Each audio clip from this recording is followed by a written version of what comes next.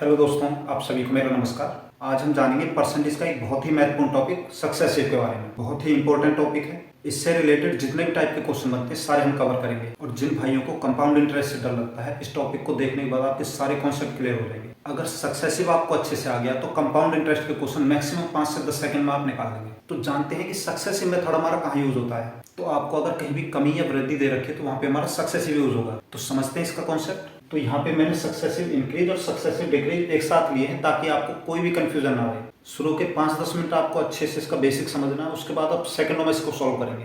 तो भाई आप जानते हैं कि 2 नंबर का सक्सेसिव इंक्रीज हम कैसे निकालते हैं। कि 2 नंबर हमें दे रखे होते हैं, उनकी वृद्धि हमें दे रखी होती है। तो उसके लिए हमारा फॉर्मूला क्या काम करता है कि दोनों नंबरों को हम जोड़ देते हैं, फिर दोनों नंबर को मल्टीप्लाई करते हैं, बटे में 100 आ जाता है। यहाँ पे बीच में प्लस का साइन रहेगा, ये चीज आप याद रखेंगे। और बात वृद्धि की हो रही है तो दोनों नंबर हमारे पॉजिटिव रहेंगे। और किसी भी चीज में अगर वृद्धि की जगह कमी दे रखी हो तो वहाँ हम प्लस की जगह माइनस का साइन यूज करेंगे। तो यहाँ पे हमारे पास 2 नंबर है, इस वाले को ए मान लेते हैं, इसे बी मान लेते हैं। अब फॉर्मूले में रखते हैं 4 + 6 + 4 × 6 बटे 100। 6 और 4 10 हो गया, प्लस 6 चौक 24 हो गया बटे 100।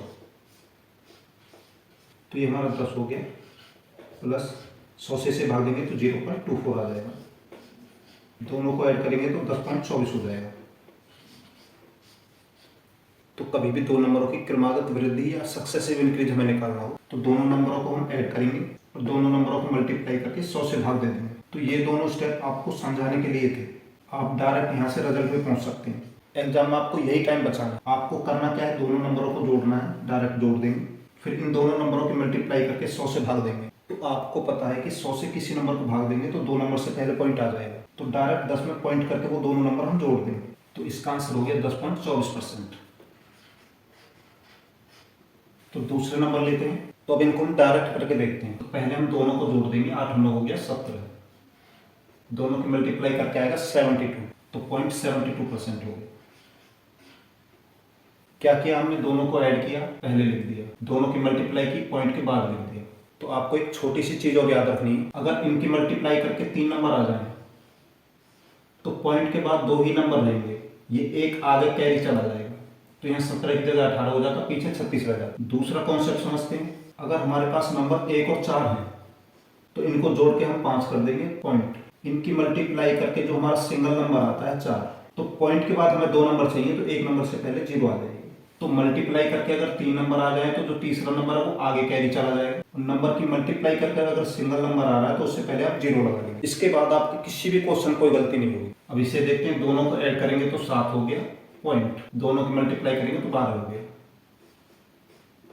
दोनों को ऐड करेंगे तो 13 हो गया पॉइंट, दोनों की मल्टीप्लाई 42 हो गया %। तो इस टॉपिक में बहुत सारे क्वेश्चन आपको ऐसे देखने को मिलेंगे जो आपके पहले सॉल्व नहीं हो रहे थे, अब सेकंड में सॉल्व होंगे। तो ये हमने देखा कि 2 नंबरों का सक्सेसिव इंक्रीज हम कैसे निकालते हैं। अब देखते हैं डिक्रीज का केस। यहाँ पे मान को चलो 2 नंबर हमें दे रखे हैं, किसी में इंक्रीज हो रहा है, किसी में डिक्रीज हो रहा है। तो सक्सेसिव डिक्रीज, सक्सेसिव डिस्काउंट भी हमसे पूछा जाता है। तो वहाँ पे हमारा यही प्रयोग होगा। तो जहाँ पे भी आपको डिक्रीज दे रखा हो या डिस्काउंट दे रखा हो, वहाँ पे आपका माइनस का साइन आएगा। और दूसरी चीज आपको याद रखनी है, अगर वृद्धि दे रखी है तो इनके सामने प्लस का साइन आएगा, और कमी दे रखी है तो माइनस का आएगा। तो डिक्रीज का फॉर्मूला भी सेम है, बस यहाँ पे माइनस आ जाएगा हमारा। तो इसे सॉल्व करके देखते हैं। 4 और 6 हमारे पास नंबर है, तो पहले दोनों नंबरों को हम जोड़ेंगे, फिर माइनस का साइन आएगा, फिर दोनों की मल्टीप्लाई करेंगे, बटे में 100 आएगा, 10 माइनस, इनकी मल्टीप्लाई करेंगे 24 आएगा, 24 को 100 से भाग देंगे तो 0.24 आ जाएगा। तो 10 में से इसे माइनस करेंगे तो 9.76 आ जाएगा। तो सक्सेसिव इंक्रीज में ये हमारा प्लस हो रहा था, यहाँ पे ये माइनस हो जाएगा, बस इतना सा फर्क है। क्या किया हमने, दोनों नंबरों को जोड़ दिया, फिर दोनों की मल्टीप्लाई की, 100 से उसे भाग दिया, और इस नंबर में से इसे हमने माइनस कर दिया, हमारा आंसर आ गया। लेकिन हम इनकी प्रैक्टिस यहाँ पे इतनी कर लेंगे कि ये बीच के 2 स्टेप हमारे गायब हो जाएंगे, हम डायरेक्ट आंसर पे आएंगे।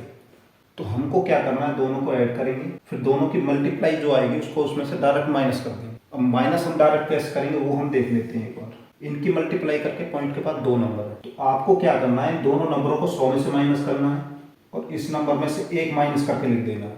अगर ये नंबर 0.24 की जगह 1.24 होता तो 10 में से 1 की जगह 2 माइनस करते, ये 100 में से ही माइनस होगा। अगर ये नंबर हमारा 2.24 होता तो 10 में से हमारे 3 माइनस होते और ये हमारा 100 में से ही माइनस होता।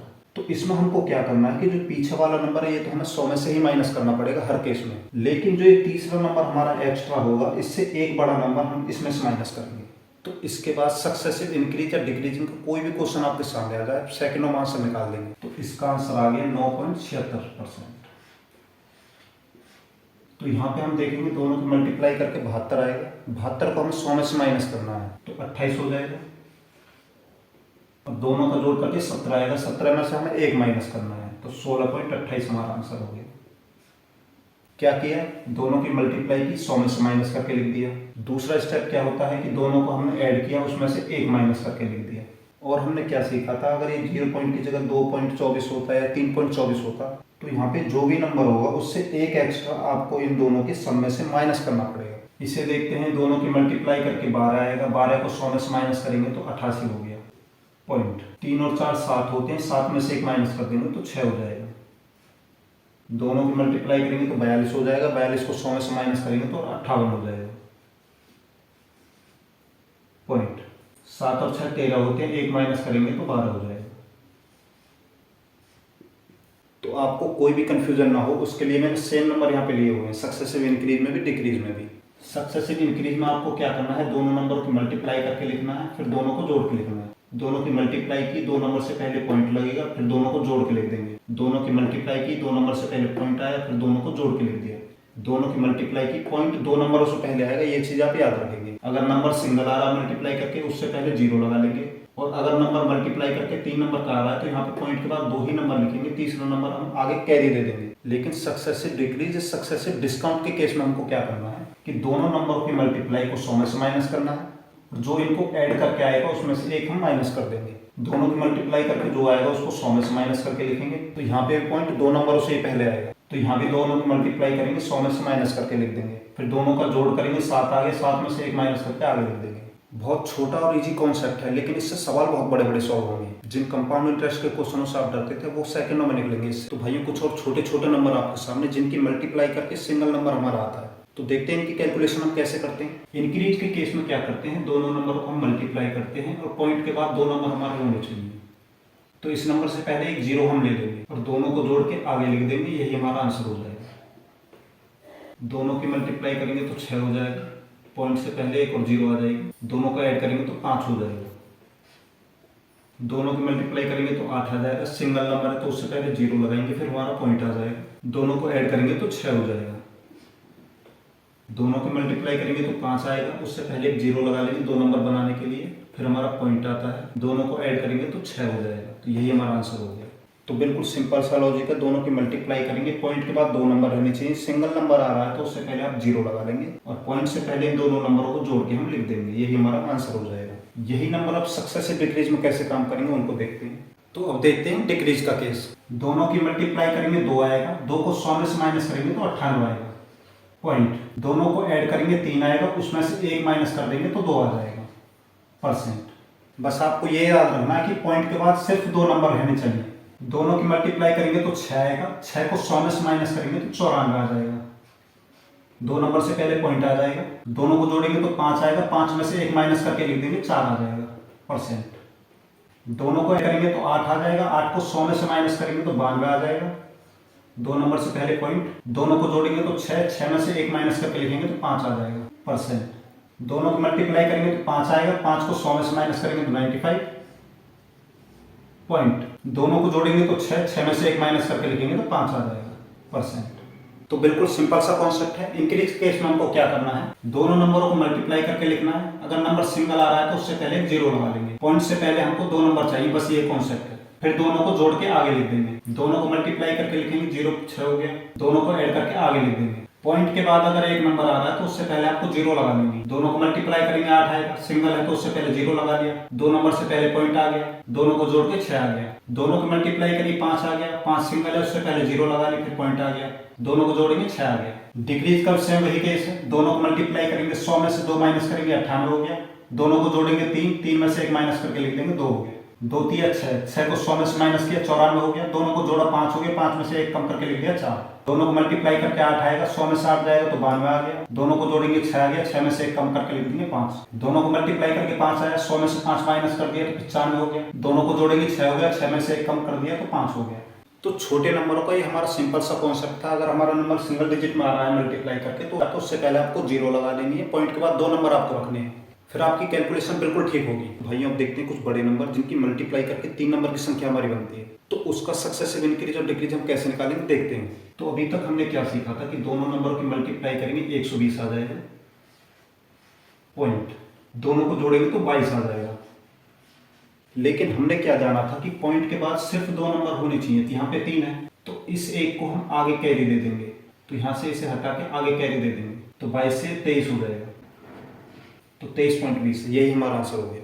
तो हमने क्या किया, जो यहाँ पे तीसरा नंबर था उसको हमने आगे ऐड कर दिया, पॉइंट के बाद हमारे 2 ही नंबर होने चाहिए, तो अब इन दोनों नंबर को मल्टीप्लाई करेंगे। 11 से किसी भी नंबर को मल्टीप्लाई करना हो उस नंबर को सेम लिख देंगे ऐसे ही, फिर दोनों का जोड़ करके हम बीच में लिख देंगे, तो इनकी मल्टीप्लाई करके आएगा 132, दोनों को जोड़ेंगे तो 23 आएगा, 23.132।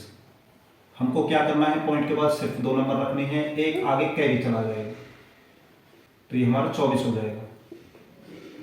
अगर आपके ये कॉन्सेप्ट क्लियर है तो आप सेकंड में आंसर लगाएंगे, दोनों की मल्टीप्लाई करेंगे 270 आ जाएगा, पॉइंट दोनों को ऐड करेंगे तो 33 आ जाएगा।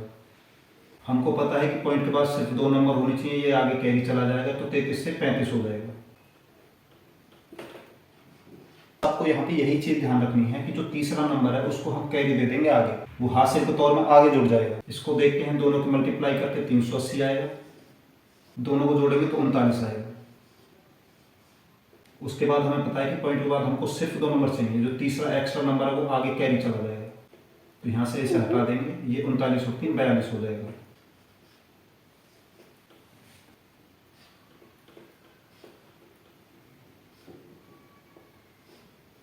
तो बड़े नंबर की कैलकुलेशन आप ऐसे करेंगे। तो अब सक्सेसिव डिक्रीज का केस देखते हैं। हम क्या करते हैं, दोनों नंबरों की मल्टीप्लाई करते हैं, 100 में से माइनस करते थे, लेकिन यहाँ पे दोनों नंबरों की मल्टीप्लाई हमारी 120 आ जाएगी। अब 120 को हम 100 में से माइनस नहीं कर सकते, बड़ा नंबर है, लेकिन हमको पता है कि पॉइंट के बाद हमको सिर्फ 2 नंबर चाहिए, तो 100 में से हम 20 को माइनस करेंगे तो 80 आ गया, उससे पहले हमारा पॉइंट आ जाता है। फिर हमने क्या जाना था कि यहाँ पे जो भी नंबर है उससे एक ज्यादा हम इनके जोड़ में से घटा देते हैं, तो 10 और 12 22 हो गया, 22 में से 2 जाएगा तो 20 हो जाएगा। जो भी ये तीसरा नंबर है इससे एक ज्यादा इनके जोड़ में से हम माइनस करेंगे, दोनों की मल्टीप्लाई करके 132 आएगा, पॉइंट के बाद हमें सिर्फ 2 नंबर चाहिए, तो 100 में से 32 जाएगा तो 68 आ जाएगा, पॉइंट ये जो नंबर है इससे एक ज्यादा, दोनों को जोड़ेंगे 23 हो गया, 23 में से 2 माइनस करेंगे तो 21 हो गया। इस तरह से आप करेंगे तो आपकी कैलकुलेशन गलत नहीं होगी और सेकंडों में आप आंसर निकालेंगे। दोनों की मल्टीप्लाई करेंगे 270 आ गया, पॉइंट के बाद 2 नंबर चाहिए, तो 100 में से 70 जाएगा तो 30 हो जाएगा।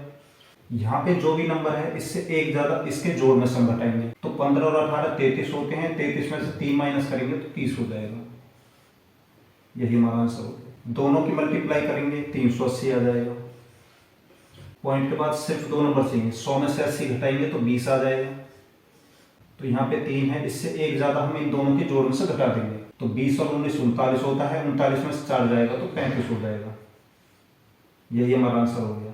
तो अब 2 नंबर का कितना भी बड़ा नंबर आपके पास आ जाए, कितना भी छोटा नंबर आपके पास आ जाए, उसका सक्सेसिव इंक्रीज और सक्सेसिव डिक्रीज आप सेकंडों में निकाल पाएंगे। तो अब देखते हैं कि सेम नंबर का केस। तो दोनों नंबर अगर आपको सेम दे दिए जाएं तो उनका सक्सेसिव इंक्रीज और सक्सेसिव डिक्रीज हम कैसे निकालेंगे। यही नंबर आपके सबसे ज्यादा यूज होते हैं कंपाउंड इंटरेस्ट में। 5% के रेट से 2 साल का कंपाउंड इंटरेस्ट हमारा कितना होगा, या 3 साल का कंपाउंड इंटरेस्ट या 3 साल का चक्रवृद्धि ब्याज हमारा कितना होगा, या 10% के रेट से 2 साल का हमारा चक्रवृद्धि ब्याज क्या होगा। तो वहां पे आप कंपाउंड इंटरेस्ट का फॉर्मूला लगाते हो, बहुत लेंथी सवाल हो जाता है, वो भी कई बार सॉल्व नहीं होता, लेकिन आप सेकंडों में आप आंसर लगाएंगे। आपको दे दिए 2 नंबर, इनका आप सक्सेसिव निकालो, निकल जाएगा चक्रवृद्धि ब्याज उनको। तो 2% के रेट से 2 साल का कंपाउंड इंटरेस्ट या चक्रवृद्धि ब्याज हमसे पूछा है, तो हम वो फॉर्मूला ना लगा के सक्सेसिव से इसे सेकंडों में निकाल सकते हैं। हमने क्या सीखा था, दोनों को मल्टीप्लाई करेंगे 4 आ जाएगा, पॉइंट के बाद 2 नंबर होने चाहिए, दोनों को जोड़ेंगे 4, यही हमारा आंसर हो गया। तो आपको कितना समय लगा, तो यहीं पर आप कंपाउंड इंटरेस्ट का फॉर्मूला लगाते, कई बार आपको वो याद भी नहीं होता, भूल जाते हैं। और याद होने के बावजूद भी उसे आप कैलकुलेशन करेंगे तो बहुत लेंथी हो जाती है। यहाँ पे आप सेकंडों में वो काम कर देंगे। बस आपको ध्यान रखना है सक्सेसिव इंक्रीज का या डिक्रीज का। डिक्रीज में चीज़ों को थोड़ा माइनस करना पड़ता है, यहाँ पे प्लस ही डायरेक्ट। यहाँ पे दोनों को मल्टीप्लाई करेंगे 16 आ जाएगा, पॉइंट के बाद दोनों को ऐड करेंगे तो 8 हो जाएगा। यही हमारा आंसर हो गया। दोनों की मल्टीप्लाई करेंगे तो 25 हो गया, पॉइंट दोनों को जोड़ेंगे तो 10 हो गया। ये हमारा सबसे ज़्यादा पूछा जाता है। तो अब 10% का देखते हैं, ये बहुत इंपॉर्टेंट है। दोनों की मल्टीप्लाई करेंगे 100 आ जाएगा, पॉइंट दोनों को जोड़ेंगे 20 आ जाएगा। पॉइंट के बाद हमें सिर्फ 2 नंबर चाहिए, एक आगे कैरी चला जाएगा, ये 20 से 21 हो जाएगा, एक यहाँ से हट जाएगा। तो 10% के रेट से 2 साल का हमारा कंपाउंड इंटरेस्ट 21 रुपये हो जाएगा। तो ये 5 और 10 वाला बहुत ही इंपॉर्टेंट है। कंपाउंड इंटरेस्ट में बार बार आपसे पूछा जाएगा। तो हमने इंक्रीज का केस देख लिया, अब डिक्रीज का केस देखते हैं। दोनों की मल्टीप्लाई करेंगे 4 आएगा, 4 को 100 में से माइनस करेंगे तो 96 हो जाएगा, पॉइंट दोनों को जोड़ेंगे 4 हो जाएगा, 4 में से 1 माइनस कर देंगे तो 3 हो गया परसेंट। दोनों की मल्टीप्लाई करेंगे 16 आएगा, 16 को 100 में से माइनस करेंगे तो 84 आ जाएगा, पॉइंट दोनों को ऐड करेंगे तो 8 हो जाएगा, 8 में से 1 जाएगा तो 7 हो जाएगा। दोनों को मल्टीप्लाई करेंगे तो 25 हो जाएगा, 25 को 100 में से माइनस करेंगे तो 75 हो जाएगा। 2 नंबर से पहले पॉइंट आ जाएगा, 5 5 10, 10 में से 1 जाएगा तो 9 हो जाएगा परसेंट। तो भाइयों अब देखते हैं 10% का, ये बहुत ही इंपॉर्टेंट है। तो कंपाउंड इंटरेस्ट के टॉपिक में 10% का ये बार बार आपसे पूछा जाएगा। इसकी कैलकुलेशन और कैलकुलेशन से थोड़ी अलग भी है। तो हम करते क्या है कि दोनों की मल्टीप्लाई करते हैं, 100 में से माइनस करते हैं। लेकिन कभी भी हमारे नंबरों का अगर यूनिट डिजिट दोनों का 0 आ रहा हो तो मल्टीप्लाई करके वो भी 100 बना देगा। तो 2 जीरो में से 2 जीरो जाएंगे तो 0 ही बचेगा। तो दोनों की मल्टीप्लाई करेंगे 100 आएगा।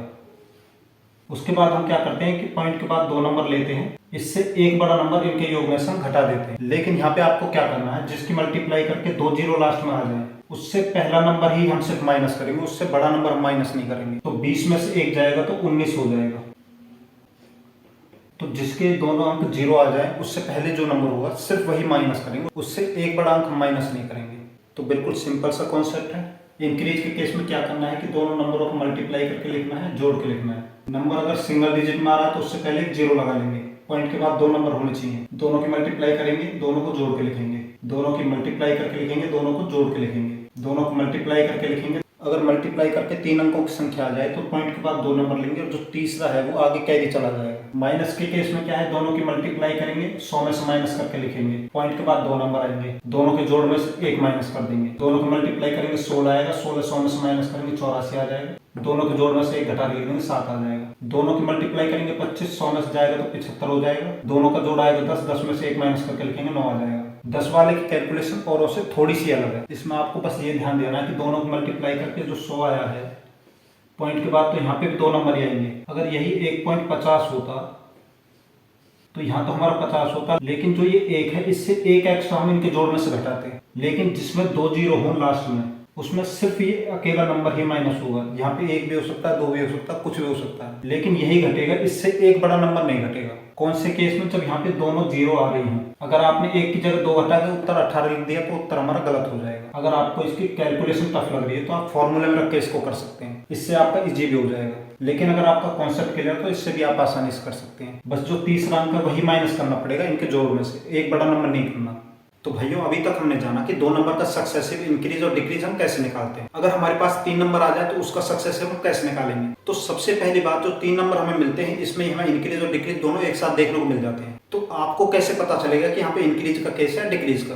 तो कंफ्यूजन कुछ भी नहीं छोड़ेंगे। अगर वृद्धि की बात की है तो नंबर हमारा पॉजिटिव का रहेगा, अगर कमी की बात करी है तो नंबर हमारा माइनस का हो जाएगा। तो 3 नंबर का सक्सेसिव हम कैसे निकालते हैं कि पहले किन्हीं 2 नंबर का सक्सेसिव निकालेंगे, उसका जो रिजल्ट आएगा उसका तीसरे नंबर के साथ दोबारा से सक्सेसिव निकालेंगे। तो पहले हम ए और बी का सक्सेसिव निकालेंगे। 10 की 20 से मल्टीप्लाई करेंगे 200 आ जाएगा, पॉइंट दोनों को जोड़ेंगे 30 आ जाएगा। हमको पता है कि पॉइंट के बाद सिर्फ 2 नंबर चाहिए, 2 आगे कैरी चला जाएगा तो 32 हो जाएगा। पॉइंट के बाद 0 की कोई वैल्यू नहीं होती, 32% आ गया।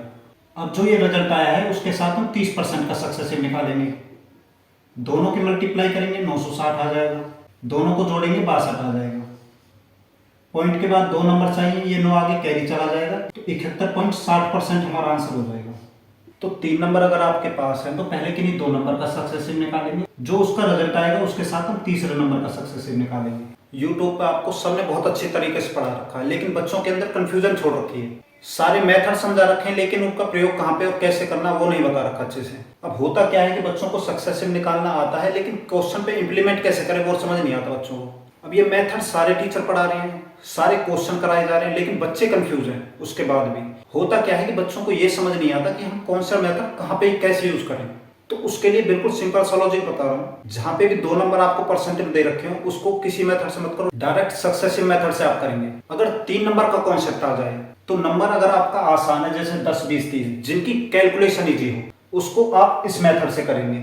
या जिनकी थोड़ी सी कैलकुलेशन टफ हो, जैसे नंबर बड़े हो जाए 45, 47, 43, उनकी मल्टीप्लाई आपकी डायरेक्ट नहीं होगी, तो उसको हम फॉर्मूले में रख के करेंगे। और तीसरा हो गया हमारा रेशो मेथड। तो जब भी फ्रैक्शन की फॉर्म में परसेंट हमको मिले तो उसको हम रेशो मेथड से करेंगे। नंबर अगर सिंपल है तो हम इस तरीके से करेंगे, थोड़े टफ है तो इस तरीके से, 3 या उससे ज्यादा दे रखे हो तो रेशो मेथड से। ये बिल्कुल बेस्ट तरीका है। इस तरह से आप सक्सेसिव का कोई भी क्वेश्चन निकालेंगे, सेकंडों में आपका आंसर निकलेंगे। और नहीं तो बच्चे सारी की सारी ट्रिक्स सीखने के बाद भी यूं कंफ्यूज में रहते हैं कि इसको 2 तरीके से निकालें, कैसे निकालें, फ्रैक्शन से निकालें। 3 या 3 से ज्यादा परसेंटेज या फ्रैक्शन की फॉर्म में परसेंटेज आपको दे रखी है, तो उसको हम रेशो मेथड से करेंगे। तो इसी क्वेश्चन को हम इस फॉर्मूले से करके देखते हैं। तो पहले ए बी सी तीनों को हम जोड़ लेंगे, तो 10 और 20, 30 और 30, 60 हो गया, प्लस का साइन आ गया। तो ए को बी के साथ मल्टीप्लाई किया है, बी को सी के साथ मल्टीप्लाई किया है, फिर सी को ए के साथ मल्टीप्लाई किया है। तीनों को एक दूसरे के साथ मल्टीप्लाई करना है। तो ए और बी को मल्टीप्लाई किया 200 आ गया, बी और सी को मल्टीप्लाई किया तो 600 आ गया, तो 200 और 600 800 हो गया। तो ए और सी की मल्टीप्लाई करेंगे तो 300 हो गया, 800 300 1100 हो गया, बटे में हमारा 100 हो जाएगा। फिर प्लस का साइन है, फिर तीनों की मल्टीप्लाई है ए बी सी, तो 1 से 2 की मल्टीप्लाई करेंगे 2 हो जाएगा, 2 की 3 से मल्टीप्लाई करेंगे 6 हो जाएगा, 3 जीरो है तो 3 जीरो आ जाएंगे, बटे में 10,000 हो जाएगा। 2 जीरो से 2 जीरो कट गई, 3 जीरो से 3 जीरो कट गई, तो 60 और 11 71 हो गए, प्लस 10 से 6 को भाग देंगे तो 0.6 हो जाएगा, दोनों को जोड़ेंगे तो 71.6%। तो दोनों तरीके से आपका आंसर सेम आया। अब इस फॉर्मूले में आपको क्या चीज याद रखनी है, यहाँ पे आपको सिर्फ वृद्धि या कमी ही दे सकते हैं नंबर में, कि किसी भी चीज में 10% की वृद्धि हुई, 20% की कमी हुई, किसी में 30% की वृद्धि हुई, तो ये चीज आपको याद रखनी पड़ेगी। जहाँ पे वृद्धि दे रखी है उसमें प्लस का साइन आएगा, वो नंबर हमारा प्लस का रहेगा, और जिसमें कमी दे रखी है वो माइनस का होगा बस। तो जहाँ पे जो नंबर जैसा है उसके हिसाब से नंबर रख देंगे, फिर हम कैलकुलेशन कर देंगे, इस मेथड से हमारा आंसर आ जाएगा। अगर ये कैलकुलेशन करके नंबर हमारा पॉजिटिव का आता है तो हमारी इंक्रीज हो रही है चीज, या माइनस का आ रहा है तो डिक्रीज हो रही है। तो बस इतना सा कॉन्सेप्ट है इसका। तो अब हम देखेंगे इससे रिलेटेड जो भी क्वेश्चन एग्जाम में पूछे जाते हैं। तो भाइयों देखते हैं क्वेश्चन जो एग्जाम में हमसे पूछे गए हैं। एसएससी के हर एग्जाम में इस टाइप के क्वेश्चन आपसे पूछे जाते हैं। तो क्वेश्चन में है क्या, 18 और 22% की क्रमिक छूट की एकल छूट के बराबर है। तो यहाँ 18 और 22% की 2 छूट दी है, 2 डिस्काउंट दिए हैं, और हमने क्या सीखा था, जहाँ पे डिस्काउंट का नाम होगा वहाँ पे डिक्रीज होगा। तो पहले हम नॉर्मल मेथड से करते हैं, फिर अपने तरीके से करेंगे। क्वेश्चन में हमें 2 नंबर दे रखे हैं, ए और बी। हमारे 18 + 22 हो गए, माइनस का साइन आएगा, 18 × 22 बटे में 100 हो जाएगा, दोनों को जोड़ेंगे तो 40 हो गया, माइनस 22 अट्ठे 176, 17 बचे, 22 से कम 22 और 17 39 हो गए, बटे में 100 हो गया। तो 40 माइनस 100 से इसे भाग देंगे तो 3.96 हो जाएगा। तो 40 में से इसे माइनस करेंगे तो 10 में से 6 गए तो 4, 9 में से 9 गए तो 0 पॉइंट, 9 में से 6 गए तो 3, 36.04% हो गया। तो एग्जाम में आपको बिल्कुल भी इस तरीके से नहीं करना। तो हमने क्या सीखा था, दोनों की मल्टीप्लाई करेंगे, 22 अट्ठे 176, 17 बचे, 22 से कम 22 और 17 39 हो गए। हमें पता है पॉइंट के बाद 2 नंबर हमें लेने होते हैं। तो डिक्रीज का केस है तो 100 में से इसे माइनस करेंगे तो 4 आ गए पॉइंट। तीसरा जो हमारा ये एक्स्ट्रा नंबर है, इससे एक ज्यादा हम इन दोनों की जोड़ में से घटा देंगे। तो 18 और 22 40 हो गए, 40 में से 4 जाएगा तो 36 हो जाएगा।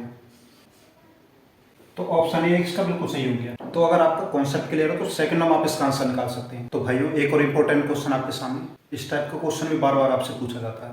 क्वेश्चन में कहा क्या है, यदि एक घन की प्रत्येक भुजा में 12% की कमी कर दी जाए तो इसके पृष्ठीय क्षेत्रफल में कितने % की कमी होगी। तो दोनों भुजाओं में 12% की कमी की है, तो दोनों में माइनस का साइन आ जाएगा। तो -12 -12 मल्टीप्लाई में भी दोनों माइनस के नंबर होंगे तो माइनस से माइनस प्लस हो जाएगा। ये हमारा 144 हो जाएगा, बटे में 100। हमारे पास 2 माइनस के नंबर है, दोनों जुड़ जाएंगे आपस में, लेकिन साइन माइनस का ही रहेगा। 24 प्लस 100 से इसे भाग देंगे तो 1.44 आ जाएगा। माइनस का नंबर हमारा बड़ा है, उसमें से इसे माइनस कर देंगे। तो हम कैसे माइनस करते हैं, इस वाले नंबर को 100 में से माइनस करेंगे तो 56 हो जाएगा पॉइंट। इससे एक बड़ा नंबर हम इसमें से माइनस कर देंगे तो 24 में से 2 जाएगा तो 22 हो जाएंगे परसेंट। ये साइन माइनस का बड़ा है तो यहाँ पे माइनस लग जाएगा क्योंकि हमने 24 में से इस नंबर को माइनस किया है। तो माइनस का साइन हमें बता रहा है कि इतने परसेंट की कमी हुई है। तो ऑप्शन ए हमारा बिल्कुल सही हो गया। तो एक और लेटेस्ट क्वेश्चन आपके सामने सीजीएल प्री में आया हुआ है।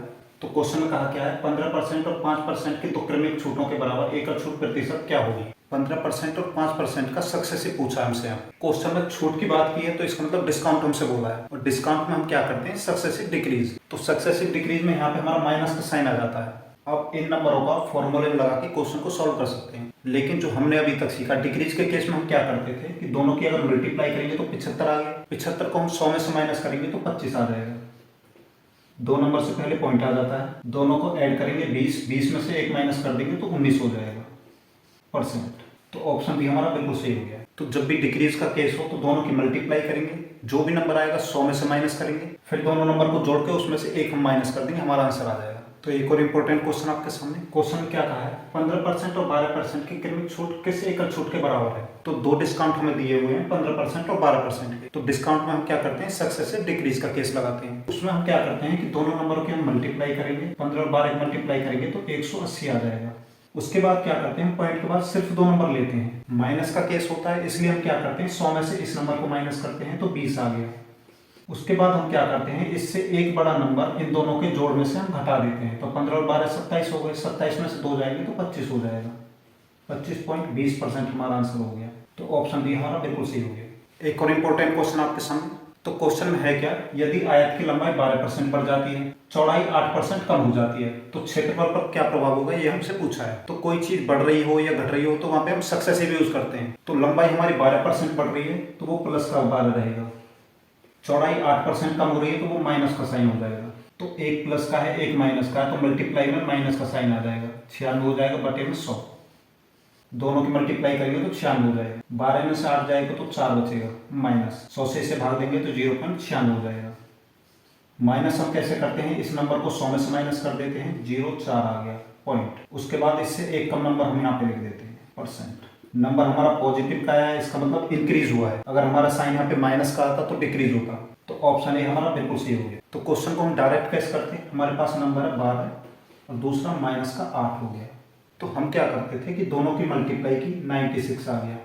तो माइनस का केस है तो हम क्या करते थे, इसको हम 100 में से माइनस करते थे तो 0.4 आ गया। पॉइंट से पहले हमको दो नंबर चाहिए इसलिए 0 लगा लेंगे। उसके बाद हम क्या करते थे, दोनों को जोड़ते थे। तो 12 में माइनस का 8 जोड़ेंगे तो 4 आ जाएगा। तो 4 में से एक घटा के लिखेंगे 3। वैल्यू हमारे प्लस की आ रही है, इसका मतलब इंक्रीज हुआ है। अगर यही वैल्यू हमारी माइनस की आती तो हमारा आंसर डिक्रीज वाला हो जाता। तो अगर आपका ये कॉन्सेप्ट क्लियर हो तो इतना लंबा प्रोसेस ना करके आप डायरेक्ट इसका सेकंड में आंसर निकालेंगे। तो भाइयों एक क्वेश्चन और इसी टाइप का। क्वेश्चन में क्या कहा है, आयत की लंबाई और चौड़ाई 8% और 10% बढ़ाने और घटाने से क्षेत्रफल में क्या कमी आएगी। तो नंबर हमारे पास यहाँ पे 8% और 10% हो गए। तो पहले में वृद्धि दे रखी है, दूसरे में कमी दे रखी है। तो ये हमारा प्लस का रहेगा, दूसरा वाला नंबर हमारा माइनस का हो जाएगा। माइनस प्लस की मल्टीप्लाई करेंगे तो माइनस का साइन आएगा, दोनों की मल्टीप्लाई करेंगे तो 80 बटे में 100। माइनस का साइन बड़ा है तो 10 में से 8 जाएगा तो माइनस का 2 बचेगा, 0 से 0 कट गई, 10 से 8 को भाग देंगे तो 0.8 बचेगा माइनस का। तो जब भी दोनों माइनस के साइन होंगे तो साइन माइनस का आएगा, दोनों संख्या आपस में जुड़ जाएंगे, 2.8% होगा। तो माइनस का साइन यहाँ पे दिखा रहा है कि क्षेत्रफल में 2.8% की कमी है। तो डिक्रीज हुआ है 2.8%। ऑप्शन डी हमारा बिल्कुल सही हो। तो भाइयों एक और इम्पोर्टेंट क्वेश्चन आपके सामने। क्वेश्चन में हमसे कहा क्या है, एक टैबलेट के मूल्य में पहले 10% की वृद्धि, फिर बिक्री में कमी के कारण 2.5% की कमी की जाती है। तो टैबलेट के मूल्य में कितने प्रतिशत का परिवर्तन आया, ये हमसे पूछा है। तो हमारा सक्सेसिव लगेगा यहाँ पे। एक बार हमारे 10% की वृद्धि हो रही है और एक बार 2.5% की कमी के लिए माइनस का साइन आ जाएगा। तो अगर आप चाहो तो इसको डायरेक्ट भी कर सकते हैं, लेकिन पॉइंट में नंबर है, आप इसको फॉर्मूले से भी कर सकते हैं। तो ए हो गया हमारा 10, बी हो गया हमारा माइनस का 2.5। इनको जोड़ेंगे तो साइन माइनस का ही आएगा। अब इनकी मल्टीप्लाई करेंगे 10 गुना 2.5, साइन माइनस का आएगा, बटे में 100 हो जाएगा। 10 में से 2.5 घटाएंगे तो 7.5 आ जाएगा माइनस। इस 0 से ये 0 कट गई, इस 10 को हटाने के लिए 0.25 हो जाएगा। ये पॉइंट यहाँ से हट के आगे आ जाएगा। तो 7.5 में से 25.5 को हटाएंगे तो 7.25 आ जाएगा। अब ये नंबर हमारा पॉजिटिव का है तो वैल्यू हमारी इंक्रीज हो रही है परसेंट। तो ऑप्शन डी हमारा बिल्कुल सही हो गया। अगर वैल्यू माइनस की आती तो डिक्रीज होती।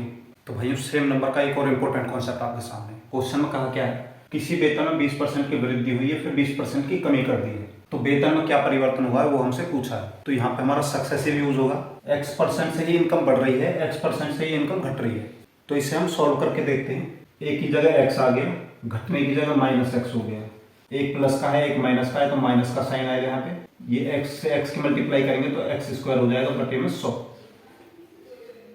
तो यहाँ पे होगा क्या, हमारे प्लस का x माइनस के x को काट देगा और हमारा माइनस का x² बटे 100 यहाँ पे रह जाएगा।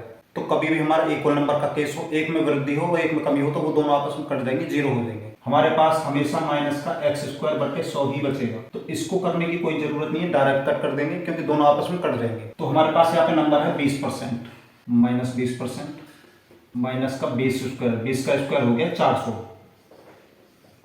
बटे 100।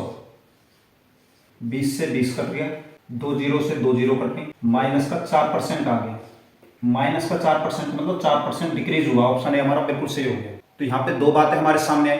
अगर हमारे पास सेम नंबर है, एक में वृद्धि हो रही है एक में कमी हो रही है, तो दोनों आपस में काट देंगे एक दूसरे को, माइनस का x² बटे 100 बचेगा। और हमेशा सेम नंबर के केस में हमारे माइनस का ही नंबर आएगा, वैल्यू हमेशा डिक्रीज ही होगी। तो इसको हम डायरेक्ट क्या करेंगे, जो भी हमारे पास नंबर है उसका स्क्वायर करेंगे, बटे में 100 करेंगे, माइनस की वैल्यू हो जाएगी।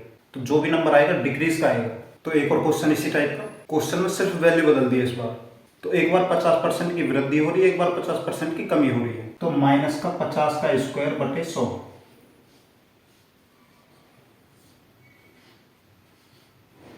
तो 50 का स्क्वायर 2500 हो गया बटे में 100। 2 जीरो से 2 जीरो कट गई, नंबर हमारा माइनस का रहेगा हमेशा। तो माइनस का 25% आ गया, तो 25% डिक्रीज हुआ। तो सेम नंबर का केस है, एक बार वैल्यू बढ़ रही है एक बार वैल्यू घट रही है, तो उस नंबर का स्क्वायर करेंगे बटे में 100 आ जाएगा। नंबर हमेशा माइनस का ही रहेगा, डिक्रीज ही रहेगा। तो भाइयों एक और लेटेस्ट क्वेश्चन आपके सामने सीपीयू में क्वेश्चन आया हुआ है। तो यहाँ पे क्वेश्चन में थोड़ा सा चेंज है कि 28% की वृद्धि हुई है फिर 28% की कमी हुई है। उसके बाद जो हमारी प्राप्त संख्या है मूल संख्या से 784 कम है, तो मूल संख्या इस बार हमसे पूछी है। तो सेम नंबर का केस हो तो हम क्या करते हैं कि माइनस का x² बटे 100 करते हैं। तो माइनस का 28 का स्क्वायर बटे 100। तो 28 का स्क्वायर हो गया 784 बटे में 100 माइनस का, तो 100 से भाग देंगे तो माइनस का 7.84 आ जाएगा। इसके बाद हमें क्या कहा है कि प्राप्त जो संख्या है मूल संख्या से 784 कम है। तो 784 से कम है, जो हमारी मूल संख्या है वो है 7.84। परसेंट के लिए 100 से मल्टीप्लाई कर देंगे, इस पॉइंट को हटाएंगे तो और 100 से मल्टीप्लाई हो जाएगी। 784 से 784 कट जाएगा, ये हमारा 10,000 आ जाएगा। ऑप्शन सी हमारा बिल्कुल सही हो गया। तो बिल्कुल सेम क्वेश्चन था, लेकिन यहाँ पे अगर मूल संख्या का कॉन्सेप्ट आ जाए तो मूल संख्या हम नीचे रखेंगे जो हमारी प्राप्त संख्या है, और जो कम ज्यादा दे रखी है वो हमेशा ऊपर रखेंगे, फिर हमारा आंसर बिल्कुल सही आएगा। तो भाइयों एक और इंपॉर्टेंट क्वेश्चन आपके सामने। क्वेश्चन में क्या कहा है कि घनाभ की लंबाई और चौड़ाई क्रम से 7% और 6% की वृद्धि करने से आयतन में वृद्धि बताएं। तो हमारे पास यहाँ पे घनाभ है, घनाभ की लंबाई होती है, चौड़ाई होती है, ऊंचाई होती है। तो 3 साइड होगी, 2 साइड हमें बता रखी है कि 7% और 6% की वृद्धि हुई है, लेकिन तीसरी साइड हमें नहीं पता, तो उसे हम 0 मान लेते हैं। तो जिसमें ना कोई वृद्धि हुई है ना कोई कमी हुई है, तो उसको हम 0 मान लेते हैं। तो यहाँ पे हमारे 3 नंबर का सक्सेसिव लगेगा इसमें। तो वृद्धि हुई है दोनों में, पहले इन दोनों का निकाल लेते हैं। तो दोनों की मल्टीप्लाई करेंगे तो 42 हो गया पॉइंट, दोनों को जोड़ देंगे तो 13 हो गया। अब जो इनका रिजल्ट आया है इसके साथ हम तीसरे वाले की परसेंटेज लगा देंगे। तो अब इन दोनों का सक्सेसिव निकालेंगे, 0 से किसी भी नंबर को मल्टीप्लाई करेंगे 0 आ जाता है। फिर इन दोनों को हम जोड़ेंगे तो 13.42 ही हमारा आंसर हो जाएगा। तो हमारे आयतन में कितने परसेंट की वृद्धि हुई, 13.42%। ऑप्शन बी हमारा बिल्कुल सही हो गया। अगर तीसरी लेंथ में ना तो कोई इंक्रीज ना डिक्रीज कुछ भी नहीं दे रखा, तो उसको हम 0 मान लेंगे। तो 0 का केस अगर आ जाए तो उसको नेग्लेक्ट कर देंगे, आप डायरेक्ट 2 का ही निकाल देंगे, वही हमारा आंसर हो जाएगा। अगर हमें तीसरी वैल्यू दे रखी है तो हम तीनों का ही सक्सेसिव निकालेंगे। तो भाइयों बहुत ही इंपॉर्टेंट क्वेश्चन आपके सामने। कंपाउंड इंटरेस्ट के टॉपिक में बार बार ये सक्सेसिव यूज होगा कि 10% की 3 छूट किस एकल छूट के बराबर है। और कंपाउंड इंटरेस्ट में यही चीज बिल्कुल ऐसे बोल जाएगी कि 10% के रेट से 3 साल का कंपाउंड इंटरेस्ट हमारा कितना बनेगा। तो 3 नंबर अगर हमारे पास है तो फॉर्मूले सेव कर सकते हैं, लेकिन नंबर हमारे आसान है तो इसको हम नॉर्मल मेथड से कर लेंगे। तो हमारे पास 3 रेट यहाँ पे दे रखे हैं 10%, 10%, 10%। छूट लिखा है तो सक्सेसिव डिक्रीज होगा यहाँ पे। पहले इन दोनों का हम निकाल लेंगे। तो हम करते क्या है कि दोनों की मल्टीप्लाई करते हैं और मल्टीप्लाई करके जो भी आता है उसको 100 में से हम माइनस करते हैं और इन दोनों की मल्टीप्लाई करके जो तीसरा अंक होता है उससे एक ज्यादा इनके जोड़ में से हम घटा देते हैं। लेकिन जहाँ पे जीरो वाले केस हो जिसमें इकाई का अंक जीरो हो तो मल्टीप्लाई करके 2 जीरो उसमें आ जाएंगी। तो आपको क्या करना है, जो तीसरा अंक है सिर्फ वही घटाना, उससे एक बड़ा नंबर नहीं घटाना। जहाँ पे आपकी 2 जीरो नहीं आ रही हो वहां पे आप एक नंबर बढ़ा के ही घटाएंगे। तो दोनों की मल्टीप्लाई करके 100 आ जाएगा। हमको पता है कि पॉइंट के बाद सिर्फ 2 नंबर होने चाहिए। इसके बाद हम क्या करते हैं, दोनों को जोड़ेंगे, 20 हो गया। अब ये नंबर 20 में से घटा देंगे तो 19 आ जाएगा यहाँ पे। तो इन दोनों का सक्सेसिव 19% आ गया। पॉइंट के बाद जीरो की कोई वैल्यू नहीं होती, इन्हें हटा देंगे 19%। और अब इसके साथ इस 10% का निकाल देंगे। करते क्या है, दोनों को मल्टीप्लाई करेंगे, 190 आएगा। पॉइंट के बाद सिर्फ 2 नंबर चाहिए, इसको हम 100 में से माइनस करते हैं, 10 आ जाएगा। पॉइंट, इससे एक बड़ा नंबर इन दोनों के योग में से हम घटा देंगे तो 29 में से 2 जाएगा तो 27 हो जाएगा। पॉइंट के बाद जीरो की कोई वैल्यू नहीं होती, इसे हम हटा देंगे परसेंट। तो ऑप्शन ए हमारा बिल्कुल सही हो गया। तो 27.1% आपको याद रखना पड़ेगा, ये आपका बहुत काम का है। 10% के रेट से 3 साल का 27.1% कंपाउंड इंटरेस्ट हमारा बनेगा। और दूसरी बात आपको ये जाननी है, यहाँ पे हमने क्या किया, दोनों की मल्टीप्लाई किया, 190 आया। अब यहाँ पे लास्ट के जो 2 अंक है वो हमने 100 में से माइनस किए तो 10 आया यहाँ पे। और जो ये अगला नंबर है इससे एक बड़ा नंबर इनके योग में से हमने घटा दिया। लेकिन अगर मल्टीप्लाई में 2 जीरो आ रही है तो आपको क्या करना है, जैसे 10 से 10 की मल्टीप्लाई किया 100 आया तो 100 में से वो 2 जीरो जाएंगे तो 2 जीरो ही रहेंगी। लेकिन जो एक है उससे एक बड़ा नंबर नहीं घटाएंगे, हम सिर्फ एक ही माइनस करेंगे इन दोनों के योग। यहाँ पे 2 जीरो नहीं है तो इस नंबर से एक बड़ा हमने घटाया, लेकिन यहाँ पे सिर्फ हमने एक घटाया। बस आप ये छोटा सा डिफरेंस याद रखेंगे। जीरो वाले के केस में सिर्फ वही नंबर घटाया जाएगा जो 2 नंबर के साथ एक्स्ट्रा है, और इनमें जीरो नहीं है तो इससे एक बड़ा नंबर हम घटाएंगे। तो भाइयों एक और इम्पोर्टेंट क्वेश्चन आपके सामने। क्वेश्चन में कहा क्या है, एक स्कूटर के मूल्य में क्रमिक तौर पर 10%, 5% और 15% की वृद्धि होती है। स्कूटर की कीमत में कितने प्रतिशत की वृद्धि हुई, ये हमसे पूछा है। तो 3 क्रमिक वृद्धि यहाँ पे हमें दी हुई है, 10%, 5% और 15%। तो 3 नंबर अगर हमारे पास है तो उसको हम फॉर्मूले से कर सकते हैं और नॉर्मल तरीके से कर सकते हैं। जैसे आपको आसान लगे उस तरीके से आप कर सकते हैं। तो हम नॉर्मल मेथड से करते हैं। पहले इन दोनों नंबर का सक्सेसिव निकालेंगे, 10 पंजे 50 हो गया। पॉइंट, दोनों को जोड़ेंगे तो 15 हो जाएगा परसेंट। अब इसके साथ हम इसको ले लेंगे 15%। अब इन दोनों का सक्सेसिव निकालेंगे तो दोनों की मल्टीप्लाई करेंगे, 15 पंजे 75, हासिल 7, 15 15 की मल्टीप्लाई करेंगे तो 225, 225 और 7 232। एक ये जीरो आ जाएगी पीछे।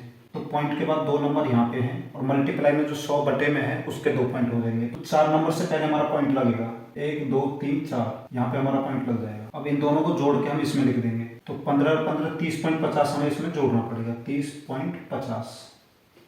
हम पॉइंट के नीचे पॉइंट लिखते हैं। कैलकुलेशन इजी बनानी हो तो यहाँ पे भी जीरो लगा लेंगे, यहाँ पे भी जीरो लगा लेंगे।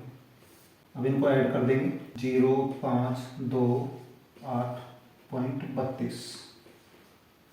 तो 32 वाला हमारा आंसर होगा। तो ऑप्शन ए हमारा बिल्कुल सही हो गया। अगर इसको ऐसे फ्रैक्शन में लिखना है तो इसके बटे में इतनी जीरो लग जाएंगे, उसको हम काटेंगे तो इतना ही आ जाएगा। और अगर आपकी कैलकुलेशन थोड़ी कमजोर है तो आप इस फॉर्मूले से डायरेक्ट इसे कर सकते हैं। तो भाइयों एक और इम्पोर्टेंट क्वेश्चन आपके सामने। क्वेश्चन कहा क्या हमसे, एक निश्चित बिल पर 25% की छूट और 15 और 10% की तो क्रमिक छूट के बीच का अंतर रुपये 25 था, तो बिल की राशि ज्ञात कीजिए। तो यहाँ पे हमें 2 डिस्काउंट दे रखे हैं, एक तो 25% का और 2 हमें सक्सेसिव डिस्काउंट दे रखे हैं 15 और 10% के एक साथ। तो पहले इन दोनों का सक्सेसिव डिक्रीज हम निकाल लेंगे, दोनों की मल्टीप्लाई करेंगे 150 आ जाएगा। हम 2 नंबर से पहले पॉइंट आता है तो 100 में से 50 को घटाएंगे तो 50 आ जाएगा। इस नंबर से एक बड़ा इन दोनों के जोड़ में से घटाएंगे तो 25 में से 2 घटेंगे तो 23 आ जाएगा। पॉइंट के बाद जीरो की वैल्यू नहीं होती, इसे हम हटा देंगे परसेंट। तो अब इन दोनों के बीच में अंतर कितना हो गया, 1.5 का। 25% में तो 23.5% को घटाएंगे तो 1.5% आ जाएगा। तो जो हमारा बिल है उसका अंतर 1.5 आया है, जो कि हमें दे रखा है 25, इक्वल टू में 25 दे रखा है। पॉइंट हटाएंगे तो बटे में 10 आ जाएगा। और ये 1.5% का जो अंतर आया है ये 100 पे आया है तो बटे में 100 आ जाएगा। तो 5 से 3 बार कट जाएगा, 5 से 5 बार कट जाएगा। तो v की वैल्यू हम निकालेंगे तो 3v इक्वल टू, ये 1000 इधर जाके 5000 हो जाएगा। v की वैल्यू अगर हम निकालेंगे तो 3 बटे में चला जाएगा। तो 3 एकम 3, 20 बचा, 3 छिंग 18, फिर 3 छिंग 18, ये ऐसे चला जाएगा। तो बिल की राशि हमारी आ गई 1666.67। तो बटे में 100 हमने क्यों लगाया? कोई भी नंबर अपने आप का 100% होता है, तो ये जो 1.5 रुपये का हमारा अंतर आया है 100 पे आया है, और हम कैलकुलेशन को आसान बना सकते हैं। इस नंबर को पलट के इधर रख देंगे तो ये 15 इधर जाके नीचे आ जाएगा, ये 1000 ऊपर हो जाएगा, फिर हम इनको काट लेंगे, हमारा आंसर आ जाएगा। तो भाई देखते हैं इस क्वेश्चन को। क्वेश्चन में कहा क्या है, एक संख्या को 10% कम किया जाता है, उसका जो परिणाम आता है उस संख्या को फिर 20% कम किया जाता है, तो अंत में कमी का परसेंट क्या होगा, ये हमसे पूछा है। तो 2% हमें यहाँ पे दे रखी है, 10% की कमी हुई है, फिर 20% की कमी हुई है। तो 10% की फ्रैक्शन 1/10 हो गई, 20% की फ्रैक्शन 1/5 हो गई। तो 10 पे 1 की कमी 10 से 9 हो गई, 5 पे 1 की कमी 5 से 4 हो गई। तो ये इसकी मल्टीप्लाई करेंगे 50 हो गई, इसकी मल्टीप्लाई करेंगे 36 हो गई रेशियो। तो 50 पे कितने की कमी हुई, 14 की, 14/50 मल्टीप्लाई 100, 50 से 2 बार कट जाएगा, 28% हमारा आंसर आ गया। या हम इसे ऐसे डायरेक्ट भी कर सकते थे, 50 पे 14 की कमी तो 100 पे हो जाएगी 28 की। तो इसे सक्सेसिव मेथड से कर सकते हैं। दोनों नंबर यहाँ पे डिक्रीज हो रहा है तो सक्सेसिव डिक्रीज हम निकाल देंगे। दोनों की मल्टीप्लाई करेंगे 200 आएगा, 100 में से दोनों जीरो जाएंगे तो 2 जीरो आ जाएंगे पॉइंट, और जो 2 हमारा बचा है वो इन दोनों के योग में से हम घटा देंगे, 30 में से 2 जाएगा तो 28 हमारा आंसर हो जाएगा। तो सिंपल नंबर अगर आपके पास हो तो सक्सेसिव मेथड से आप निकालेंगे। तो भाइयों एक और इम्पोर्टेंट क्वेश्चन आपके सामने। क्वेश्चन में कहा कि हमसे एक घनाभ की लंबाई, चौड़ाई व ऊंचाई में क्रमशः 20% और 25% की वृद्धि व 30% की कमी की जाती है। घनाभ के आयतन में कुल प्रतिशत वृद्धि या कमी ज्ञात कीजिए। तो हमारे पास 3 परसेंटेज है यहाँ पे, 20%, 25% और 30%। 20% की फ्रैक्शन 1/5 होती है, 25% की फ्रैक्शन 1/4, 30% की फ्रैक्शन 3/10। तो ये हमारी लेंथ हो गई, ये ब्रेथ हो गई, ये हाइट हो गई। तो क्वेश्चन क्या कहा है कि लंबाई और चौड़ाई में तो हमारी वृद्धि हुई है, ऊंचाई में कमी हुई है। तो लंबाई पहले 5 थी, उसमें 1 की वृद्धि होगी तो 5 से 6 हो गई। चौड़ाई पहले 4 थी, उसमें 1 की वृद्धि होगी, 4 से 5 हो गई। हाइट पहले 10 थी, उसमें 3 की कमी होगी तो 10 से 7 हो गई। 5 से 5 कट गया, 2 से 3 बार, 2 से 2 बार। मल्टीप्लाई करेंगे 20 आ गया, इधर मल्टीप्लाई करेंगे तो 21 आ गया रेशो। तो पहले 20 थी, अब 21 हो गई, तो 1 की वृद्धि हो गई। 1 की वृद्धि किस पे हुई, 20 पे। परसेंट के लिए 100 से मल्टीप्लाई कर लेंगे, 20 पंजे 100, तो 5% हमारा आंसर आ गया। तो वृद्धि हुई है या कमी, ये कैसे हम पता लगाएंगे? अगर नंबर हमारा प्लस का आ रहा है तो इंक्रीज हुआ है, वृद्धि हुई है। अगर यही नंबर माइनस का होता तो डिक्रीज होता। तो 20 से 1 बढ़ा है तो वृद्धि हुई है 1 की, तो 5% ऑप्शन ये हमारा बिल्कुल सही हो गया। तो भाइयों सारे अपडेटेड और लेटेस्ट क्वेश्चन हमने लिए जो भी अभी एग्जाम में बने हुए हैं। एसएससी के एग्जाम में जो भी सारे क्वेश्चन पूछे जाते हैं, सीजीएल, सीएचएसएल, सीपीओ, सारे के सारे लेटेस्ट और अपडेटेड क्वेश्चन मैंने उठाए हुए हैं। तो क्वेश्चन में कहा क्या है, मोटरसाइकिल के मूल्य में प्रतिवर्ष 4% का ह्रास होता है, कमी होती है, ह्रास मतलब कमी होती है, डिक्रीज होता है। यदि वर्तमान मूल्य 75,000 रुपए है तो 2 वर्ष बाद इसका मूल्य क्या होगा? तो इस टाइप के क्वेश्चन में हमारा सक्सेसिव मेथड यूज होता है, तो सक्सेसिव डिक्रीज हमारा यहाँ पे लगेगा। तो दोनों साल 4% का यहाँ पे डिक्रीज हो रहा है तो 8 हो गया, माइनस का साइन आ जाएगा, दोनों को मल्टीप्लाई करेंगे तो 16 आ जाएगा, बटे में 100। तो 8 में से 0.16 हमको माइनस करना है, इक्वल टू 7.84 आ जाएगा। तो मान के चलो 100 रुपये की हमारी चीज थी, उसमें से 7.84 रुपये का हमें डिस्काउंट मिल गया। तो चीज हमने खरीदी कितने की होगी, इससे एक बड़ा नंबर इसमें से घटाएंगे, 92 हो जाएगा। इसको 100 में से घटाएंगे 16 आ जाएगा। तो 7.84 रुपये की छूट के बाद हमें सामान के जितने में खरीदा 92.16 रुपये। लेकिन 100% की जो वैल्यू हमें यहाँ पे दे रखी है 75,000 रुपये दे रखी है, तो 75,000 बटे 100 हो जाएगा। और हमसे पूछा है 92.16 की वैल्यू। 2 जीरो से 2 जीरो कट जाएगी, इनकी मल्टीप्लाई कर देंगे 75 से। तो फिलहाल हम पॉइंट को भूल जाते हैं, डायरेक्ट नॉर्मल मल्टीप्लाई कर लेंगे। 5 से मल्टीप्लाई करेंगे, 16 पंजे 80 हो गए, 5 दूनी 10, 5 9 45 और 1 46 गुना 6 7 42, हासिल 4, 7 4 11, हासिल 1, 7 2 14 और 1 15, हासिल 1, 7 9 63 और 1 64, 0 0 2 1 9 6। अब यहाँ पे 1 जीरो है, 1 जीरो और लगा लेंगे। 2 नंबर से पहले पॉइंट है तो 2 जीरो हम काट देंगे, तो 69,120 रुपये हमारा आंसर हो गया। ऑप्शन बी हमारा बिल्कुल सही हो गया। लेकिन एग्जाम में आप इस तरीके से क्वेश्चन को नहीं करेंगे जहाँ पे आपको कंपेयर करके कोई वैल्यू दे रखी हो, या फ्रैक्शन में कोई वैल्यू दे रखी हो, या 3 से ज्यादा परसेंटेज या फ्रैक्शन में कोई नंबर दे रखे हो, तो आप रेशो मेथड यूज करेंगे। उससे हमारी कैलकुलेशन ईजी हो जाएगी, क्वेश्चन बहुत आसानी से हो जाएगा। तो अब इस क्वेश्चन को हम देखते हैं रेशो मेथड से। तो क्वेश्चन में हमें परसेंट दे रखी है, 4% की कमी होती है हर साल। और ये कमी होती है 2 साल तक। तो 4% की फ्रैक्शन होती है हमारी 1/25। परसेंट की फ्रैक्शन निकालनी नहीं आती तो 4/100 हो जाएगा, परसेंट हटाएंगे तो 4 से इसे काटेंगे तो 1/25 आ गया। और सबसे पहले वीडियो में हमने क्या सीखा था, ये हमारी ओरिजिनल वैल्यू होती है, ओरिजिनल नंबर होता है, इसका 4% ऊपर वाली वैल्यू होगी पहले और अब।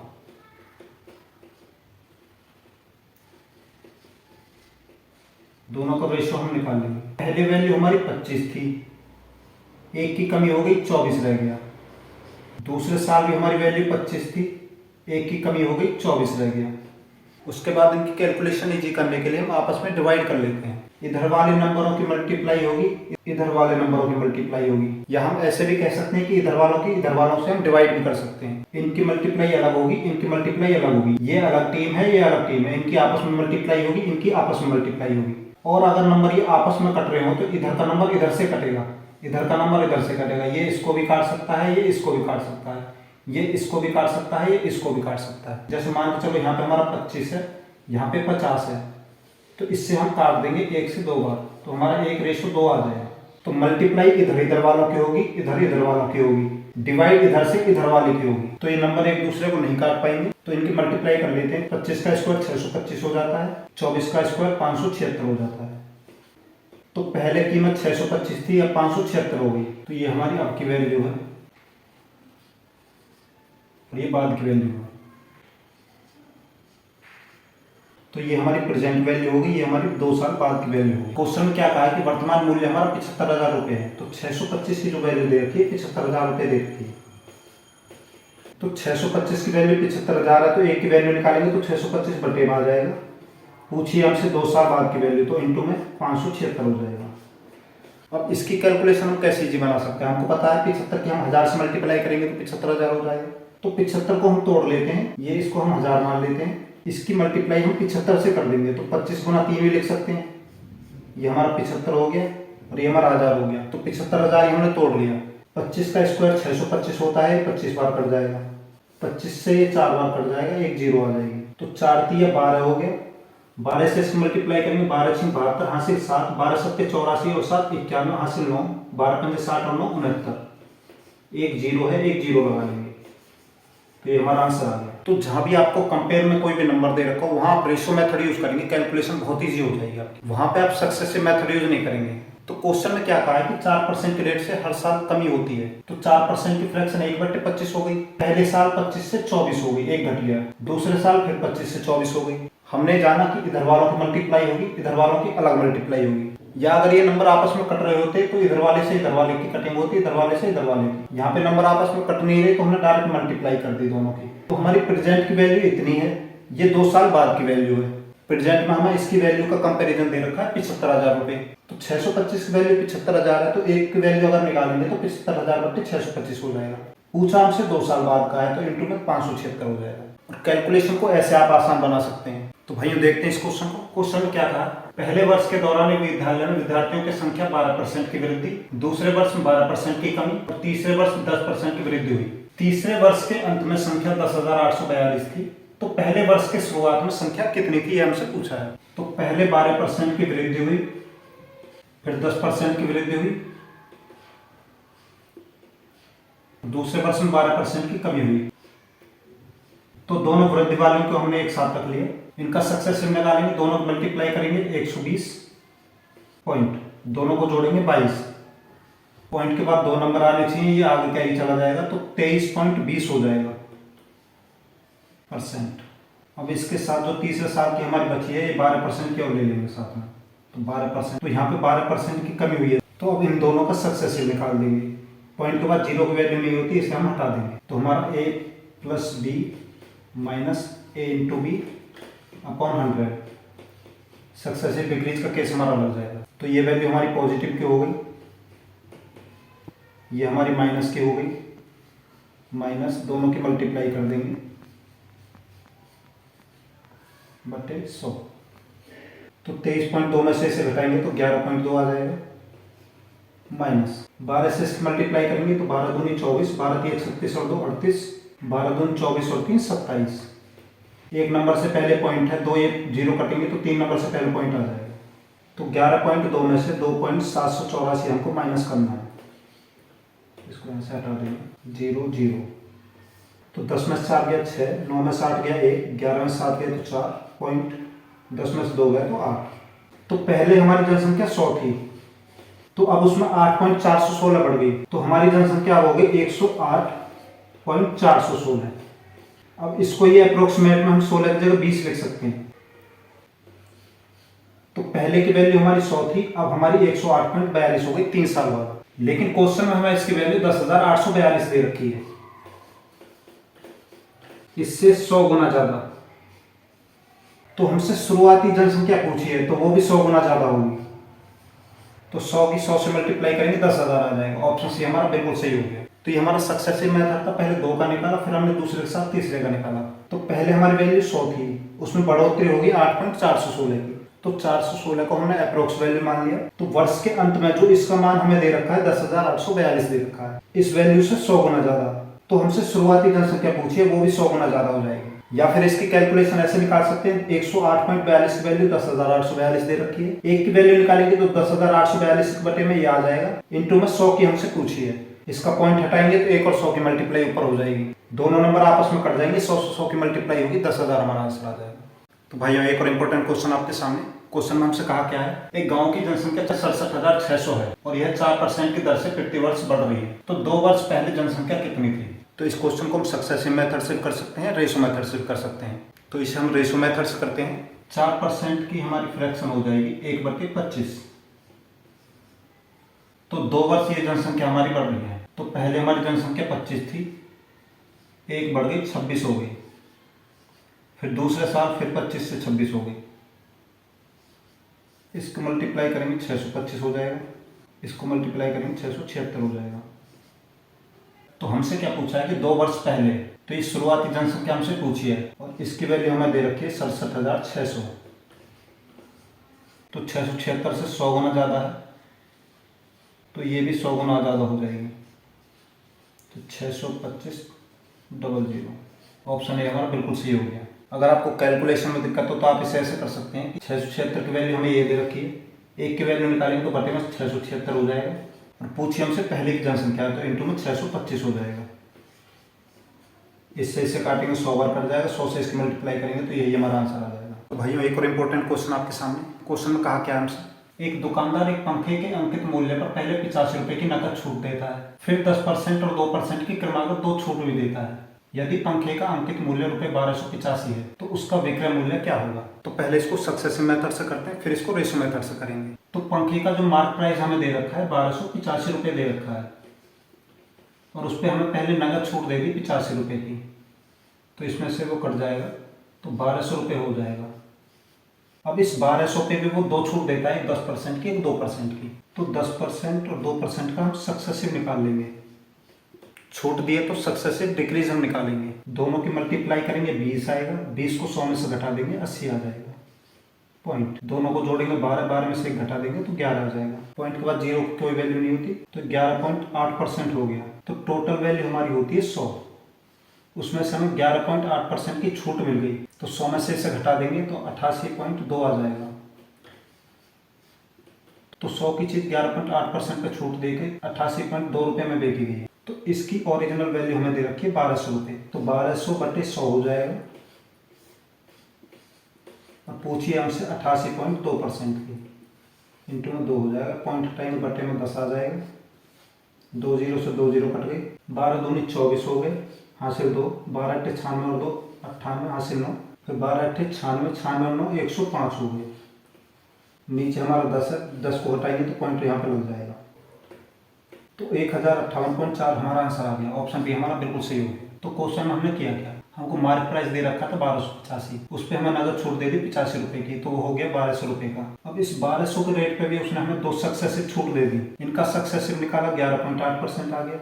कोई भी नंबर अपने आप का 100% होता है, तो 100 पे अगर 11.8 रुपये की हमें छूट मिलेगी तो सामान हम खरीदेंगे कितने में, 88.2 रुपये में। तो इस 100 की वैल्यू हमें 1200 दे रखी है, तो 1200/100 हो जाएगा, और पूछिए हमसे इसकी वैल्यू है तो इंटू में 88.2 हो जाएगा, फिर हम इसे कैलकुलेट कर लेंगे, हमारा आंसर आ जाएगा। अब देखते हैं इसको रेशो मेथड से। तो छूट हमें दे रखी है 10% और 2%, तो इसकी फ्रैक्शन हो गई 1/10 और इसकी फ्रैक्शन हो गई 1/50। तो दोनों में हमें छूट मिली है। तो पहले 10 थी, 10 से 1 कम हो गई, 9 हो गई। पहले वैल्यू 50 थी, 1 की छूट हो गई तो 49 की हो गई। उसके बाद इनकी मल्टीप्लाई कर लेंगे, 500 हो गया, 9 गुना 49 हो गया। 500 की वैल्यू हमें दे रखी है 1200। 1 की वैल्यू निकालेंगे तो बटे में 500 हो जाएगी और पूछिए हमसे इसकी वैल्यू, तो 9 गुना 49 हो जाएगा। 2 जीरो से 2 जीरो कट जाएगी। अब इसको कैलकुलेट कर लेंगे, हमारा आंसर आ जाएगा। तो भाइयों एक क्वेश्चन और इसी टाइप का क्वेश्चन कहा क्या हमसे, एक मशीन का मूल्य ₹6250 है। पहले वर्ष इसका मूल्य 10%, दूसरे वर्ष में 20% तथा तीसरे वर्ष में 30% घटता है। 3 वर्ष बाद मशीन का मूल्य क्या होगा, ये हमसे पूछा है। तो प्रेजेंट टाइम में जो मशीन का रेट है 6250 रुपए है। 3 फ्रैक्शन हमें दे रखी है, 10%, 20%, 30%। 10% फ्रैक्शन 1/10 हो गई, 20% की फ्रैक्शन 1/5 हो गई और 30% की फ्रैक्शन 3/10 हो गई। तो तीनों साल हमारा रेट यहाँ पे घटा है। तो पहले साल 10 से रेट 1 घटा है तो 10 से 9 हो गया। दूसरे साल 5 से 1 घटा है तो 5 से 4 हो गया। तीसरे साल 10 से 3 घटा है तो 10 से 7 हो गया। तो इनकी मल्टीप्लाई कर लेंगे, 5 2 जीरो आ जाएंगी, 9 7 63 इंटू 4। तो इसकी वैल्यू हमें दे रखी है 6250 रुपये।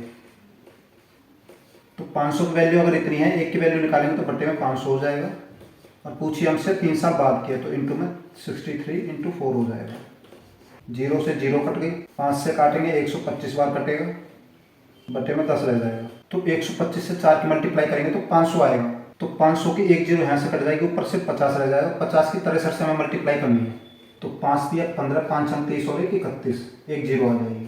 तो ऑप्शन डी हमारा बिल्कुल सही हो जाएगा। तो भाइयों एक और इम्पोर्टेंट क्वेश्चन आपके सामने। क्वेश्चन कहा क्या हमसे, रक्त जांच में लाल रक्त कोशिकाएं पहले 2 घंटों में 10% प्रति घंटे की दर से बढ़ती है, अगले घंटे 10% घटती है, अगले घंटे स्थिर रहती है और फिर अगले 2 घंटे 5% की दर से बढ़ती है। यदि लाल रक्त कोशिकाएं 40,000 थी तो 6 घंटों के बाद लाल रक्त कोशिकाओं की अनुमानित संख्या ज्ञात कीजिए। तो हमारे पास यहाँ पे 6% है, उनका हम सक्सेसिव निकाल सकते हैं, लेकिन उसमें हमारा बहुत सारा टाइम वेस्ट हो जाएगा। तो इसको हम रेशो मेथड से करेंगे। तो हमारी परसेंटेज शुरू में दे रखे हैं 10%, इसकी फ्रैक्शन होती है 1/10 और दूसरी दे रखी है 5%, इसकी फ्रैक्शन होती है 1/20। तो 6 घंटे ये कोशिकाएं यहाँ पे बढ़ी और घटी हैं, 2 तीसरा घंटा, चौथा, ये 5वां हो गया, 6वां हो गया। तो क्वेश्चन में कहा है कि पहले 2 घंटों में बढ़ी है, तो 10 में 1 की वृद्धि हो गई, 10 से 11 हो गई। दूसरे घंटे भी 10 से 11 हो गई और उसके बाद कहा है कि अगले घंटे 10% से घट गई, तो 10 में से 1 की कमी हो गई, तो 10 से 9 हो गई।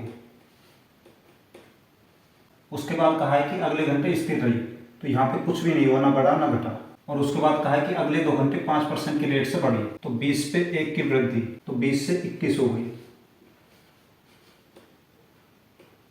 20 से 21 हो गई। तो इसके बाद हम क्या करते हैं, इनकी मल्टीप्लाई कर लेते हैं। 2 दूनी 4 हो गए, 1 2 3 4 5 जीरो हो गए, 1 2 3 4 5 रेशियो। इनकी मल्टीप्लाई करेंगे 441 आ जाएगा। 9 से इसकी मल्टीप्लाई करेंगे तो 9 1 9, 9 चौक 36, 9 चौक 36 और 3 39। और 11 से इसे मल्टीप्लाई करेंगे 9, 9 और 6 15, 9 और 6 15 और 1 16 हो गया, हासिल 1, 9 और 3 12 और 1 13 हो गया, 3 और 1 4 हो गया। अब इसके 11 से इसकी मल्टीप्लाई करेंगे, 4 और 9 तो ऐसे ही रहेंगे हमारे, 9 और 5 14 हो गया, 5 6 11 और 1 12 हो गया, 6 और 3 9 और 1 10 हो गया, 4 और 3 7 और 1 8 हो गया और ये 4 का 4 रह गया। इन सब की मल्टीप्लाई करके हमारा ये आया। 11 से किसी भी नंबर की मल्टीप्लाई हमें करनी हो तो उसका पहला और आखिरी अंक हम ऐसे का ऐसे ही लिख लेंगे, ये हमने लिख लिया। अब इससे हम 11 की मल्टीप्लाई करेंगे तो इससे अगला नंबर इसमें जोड़ के लिख देंगे, 14 हो गया। 5 6 11 1 कैरी गया तो 12 हो गया, 6 और 3 9 1 कैरी चला गया 10 हो गया, 4 3 7 और 1 8 हो गया और पहला हमारे यहाँ पे 4 रह गया। क्वेश्चन में क्या कहा है कि लाल रक्त कोशिकाओं की संख्या पहले 40,000 थी, तो इसका कंपैरिजन हमें दे रखा है कि पहले वो 40,000 थी,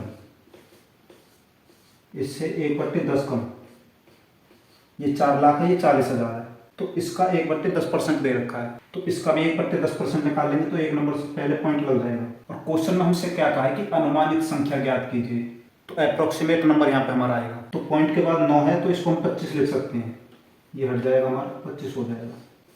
तो ऑप्शन सी हमारा बिल्कुल सही हो गया। तो यहाँ पे आपको ध्यान रखना पड़ेगा, जहाँ पे स्थिर की बात की वहाँ पे आपको कुछ भी नहीं लेना, खाली छोड़ देना बस। और आप इन वर्डों का ध्यान रखेंगे, अनुमानित, निकटतम संख्या या अप्रोक्सीमेट, जहाँ भी ये वर्ड यूज होंगे वहाँ पे आपको कैलकुलेशन पूरी करनी पड़ेगी, वहाँ पे आपकी कोई भी ट्रिक काम नहीं आएगी। यूनिट, डिजिट, डिजिटल कुछ भी काम नहीं आएगा।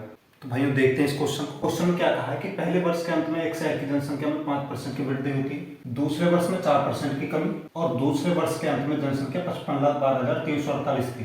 तो पहले वर्ष की शुरुआत में हमारी जनसंख्या कितनी थी वो हमसे पूछी है। तो रेशो मेथड से करते हैं। पहले वर्ष 5% की वृद्धि हुई, तो 5% की हमारी फ्रैक्शन होती है 1/20। 5 को 100 से भाग देंगे तो 1/20 आ जाएगा। और 4% की फ्रैक्शन होती है 1/25। तो ये चीज आपको समझाने के लिए है, एग्जाम आप बिल्कुल भी ऐसे नहीं करेंगे, डायरेक्ट परसेंट देखेंगे, उसके डायरेक्ट फ्रैक्शन आप लिखेंगे। पहले जनसंख्या कितनी थी, बाद में कितनी थी। तो फर्स्ट ईयर जो हमारी जनसंख्या थी 20 से 1 बढ़ गई, 21 हो गई। सेकेंड ईयर हमारी जो जनसंख्या थी 25 से 1 घट गई, 24 हो गई।